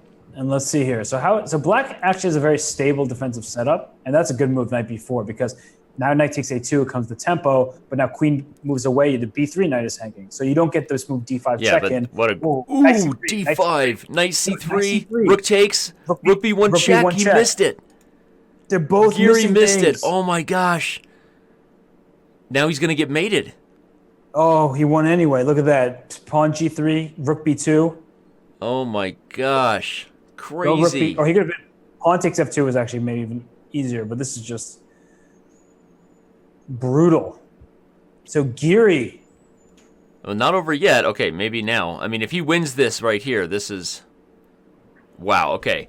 Talk about clutch, right? A game that he absolutely had to have right there. I mean, both sides were winning in that game at one point, right? Yeah. And that was, well, I don't know if white was winning. White was better. But then after knight takes a2, it just was table's turn. The Giri hyper terms, Chess Bay. Yeah, Chess Bay is really She likes herself some Giri. Yep. And that was a really smart resignation by Mamedyarov. That should not be underestimated, by the way. Because he said, I'm just done with this. I don't want to play a rook endgame where I know I'm objectively lost. Right. No, you're right. That could have been the match. If he took 2 more minutes off and lost anyway, it would mathematically over. And it's almost mathematically over now, but it's not quite. No, well, it depends how long. No, actually, they at least have one more game after this. If Giri does not lose this game, it should be close to mathematically over. But if Giri loses, then there's at least time for one more game. But actually, well, okay, so let's see. Knight takes. Chess Babe with the cheer. Thank you so much. Kelly Keckle going gifted mode. All right, this is not over yet, though. This is a game that has to be won and quickly. Mamedyarov has been playing super fast. It's like he knew for the last half an hour that his only chance, right? Ooh. Absolutely blitz out his opponent. Uh-oh, look at that b2 square. Bishop takes b2. Take it. Okay, knight takes b2 also should be fine. No, but I mean, is this really enough for, knight a4 for white? I mean, sorry, for black? I don't know. think I mean, so. the king's not getting... Yeah, I think he's getting mated. Well, he's the c4 square for his king, so that at least is something. Right? But, okay, take a7. Look at Giri trying to create the net. I thought maybe he was trying to walk the king up to d3. Wow, this is a weird position. So knight e3 check. Forcing another trade. To play a5. Okay, but nice. I guess there's rook d5 check. Uh-oh. King e1. Uh-oh. Okay, this is it. Okay. He has to win this game. You can't afford to repeat. If he does 2 games, it's not enough time. 2-game deficit, 2 minutes on the clock. Uh-oh. The only way there's enough time is if he wins this next game instantly. Man. He just grimaced. He kind of knows. His manager probably told him, but he has to win this game quickly. It's literally win or go home right now. And here comes the Frankenstein Dracula. Not quite. Okay, almost. This is called the Falkbeer Stanley reverse Spanish variation. Stanley. What is that? Falkbeer Stanley. It's a made-up name. I don't believe. Oh man. Okay, d5. This is looking, at least from a classical standpoint, this looks very pleasant for black. Wow. This has been a real treat today, given the dominance we saw earlier and then the type of comeback that has been staged by Mamedyarov, regardless of the fact that, at this point he may not win. But this has been a really incredible match, honestly, all things considered. And look at the chess mug being bought there by both Tatter Green earlier and Gitz. We appreciate that. Remember, everything bought today in the merch store goes directly to the players, as far as the funds go. We love you too, Joshua. Thanks for being a sub. I appreciate criticism, definitely. I think it's hard to not call games being over, and then if people blunder, to be criticized for why the game didn't finish that way. But okay. Danny, Giri's just trying to be the guy who is in every single closest I know match. He has been. Giri has been in 2 of our favorite matches of all time, right? Wesley So and now Shakhriyar Mamedyarov, and this time he's actually moving on. Yep. And here with the black pieces, okay, Giri again is, how many pawns? White is up a pawn. I thought black was up a pawn because the attack was coming. But nope. Wow. Ooh, queen f5. Nice move. Wow, wow, wow. So take on f5, knight f5, bishop g6. Then knight e7 check. That's not good. So, all right, the match. The time's officially up. And winning this game is... What's the math on that? Like $60 it's worth? It's worth something, right? Given that every game is worth something. Not being defensive at all. Love you guys. I just like people to know. Yeah, we do. We try hard. We hear everything, and we do our best. So, anyway, 6,000 of you with us right now. You almost witnessed the greatest comeback of all time, but hopefully you'll stick around for the interviews because this was still one of the greatest matches we've ever had. And probably Shak finishes on a high note. Looks like white is better here. Maybe? Yep. Maybe? Well, now rook takes c5. What's going on there? Wasn't that a free pawn? Yeah, but he's got two of them now. Right, but I say after c5, he could have played rook takes c5. Oh, I guess b5 was coming down afterwards. I'm very confused at what's been happening here. Okay. I'm sure the players still... Ooh. It was a little strange. Okay. It's official. Anish Giri is moving on. The only thing we don't know is what the final score will be depending on this game, but looks like it'll be about a 2-game victory, given that the likely result here is a peaceful one. All of you that are with us, stick around. We're going to talk to the players. We got questions for them. And I wonder if they know that the time is up. I think they do. They've both been very attentive to the chat today, and I think they know. Gotcha. They're just doing this for the fans. Free chess. Free chess. Isn't chess always free, almost? Right? As far as watching chess goes. So. Yeah, but I mean, like, in basketball, you pay for the ticket, but overtime is free because it's not, All right. Overtime. How many games did it finish? They played a lot of games. 16 and a half, 14 and a half? Yeah, this is the 32nd game. This looks like it's one of the longest matches we've ever had, maybe the second longest in history. So. I really want to know if either player knew that was called the Brooklyn variation of the Alyokin. Does it really matter? No. Well, what does really matter is we just had one of the most exciting matches we've ever had. The players are with us now, and we are going to bring them into our call and thank them both for being here. Anish and Shak, can you guys hear us? Uh-huh. Anish, can you hear us? He's working on it. Well, Shak, I know the match didn't finish the way you wanted it to, but it was an incredibly exciting comeback, and we had us all on the edge of our seats. We thought that you might finish it there for a moment. What was going through your head as you were struggling earlier in the match, and you lost a few in a row? You started playing some pretty wild openings. What was your match strategy there? What was your thought? Okay, of course, it's a very interesting match, and I just play some openings. I know Anish openings better than my openings. I just play some interesting. I don't know. I think it's I play just really for fun, and it was really very nice match, very interesting. Because I was very happy to play this match. Very nice. Thanks for Anish. Well, thank you for being amazing here. Anish, we'll ask you, after having a big lead, one of the biggest leads we've ever seen, get down to that small, what was the point where you were starting to get nervous there and feeling like, okay, I need to stop, I need to put an end to this? Well, I mean, I'm playing Shakhriyar, and, it's not a surprise that Shakhriyar can win a few games in a row, so I was never shocked. I expected it to be a tough match. I mean, at some point, clearly I was on a roll, and Shakhriyar was completely down.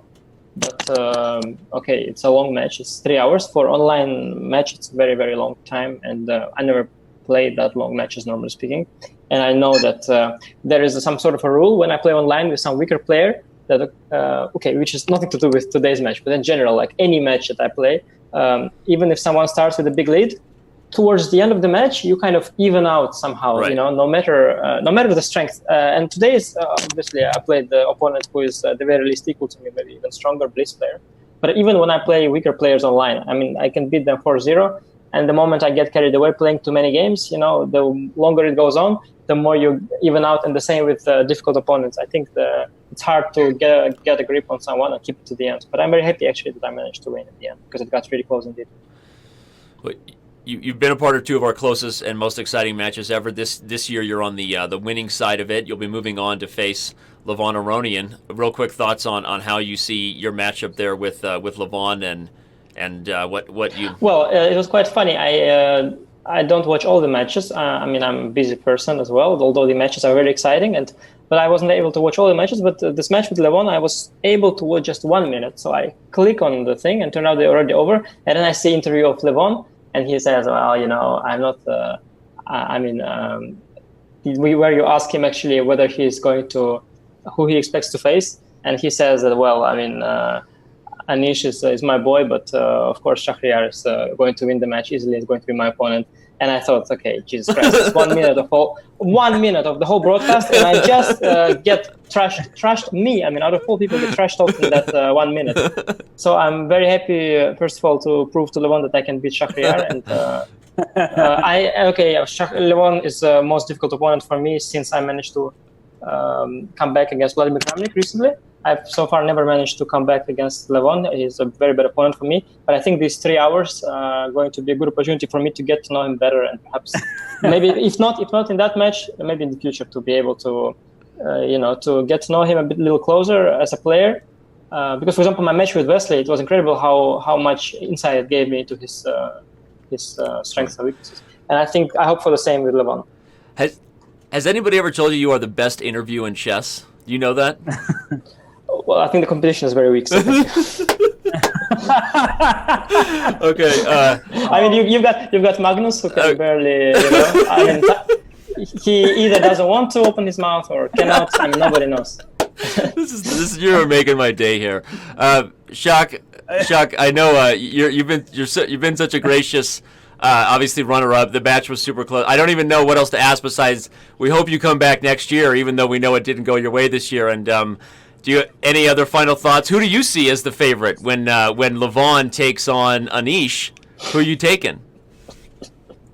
Okay, I just want to see this interesting match, and I think it will be a very interesting match. I don't want to say who and why, but I just want to see a very good match.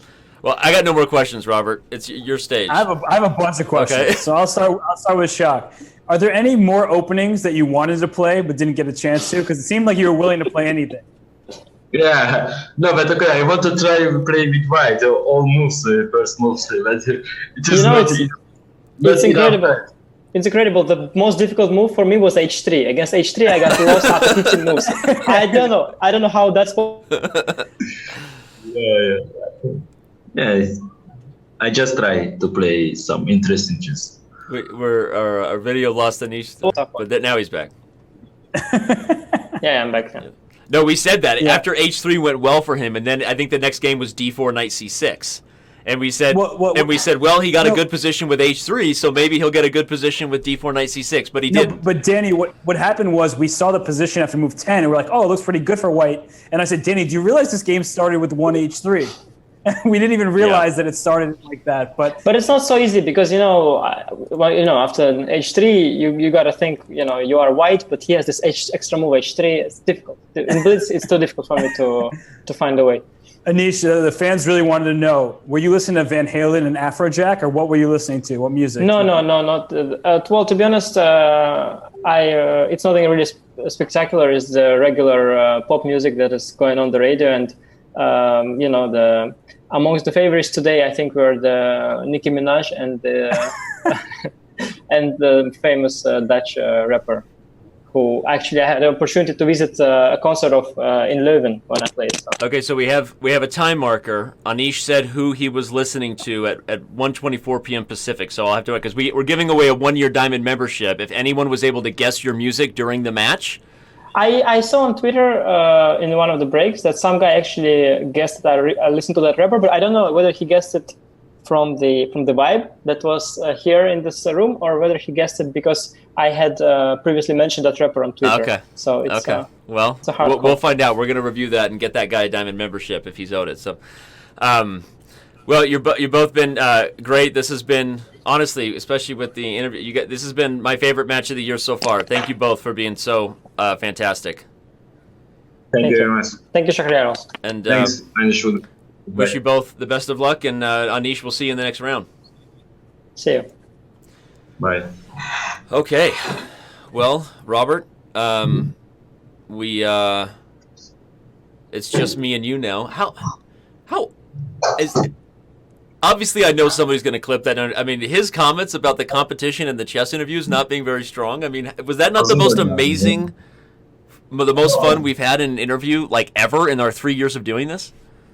Yeah, that was phenomenal. I love it. You know, it's good to show some personality, and it's just great because chess players, you're playing in silence your entire game, so you don't really get to see a person's actual, what they're like. You see that their play is like. And so here, Anish, I know Anish, so I know that he's trash-talked me since the first moment I met him. So I assume that next time I speak to him, I'm going to get some beef from him. But, it's great to see Anish being able to talk like that. And, he freely speaks his mind. It's cool. Yeah. No, they were both great. Honestly, this was so much fun. Oh man, sorry. Lots of messages coming in now that things are wrapping up. But there you have it, everybody. That is what happened in round one. A great way to bring this thing to a close. Seems like we saved the best for last, inadvertently. And Anish Giri barely holds on. He will move on to face Levon Aronian despite Aronian's comments. And I can't wait. We don't know exactly who will be up first, but please stay tuned. Many of these guys are going to be in St. Louis at the 960 Championship. We have the Olympiad coming up. So we're doing everything we can to work around the schedules of these amazing top players. And hopefully you'll see more guys like Maxime and others streaming very soon on Twitch. I don't even know what else to say. Really had a great time today, Robert. We'll see you in round two, everyone. Thanks for being here. And good night or good morning. Or good afternoon, depending on where you are. Bye, everyone.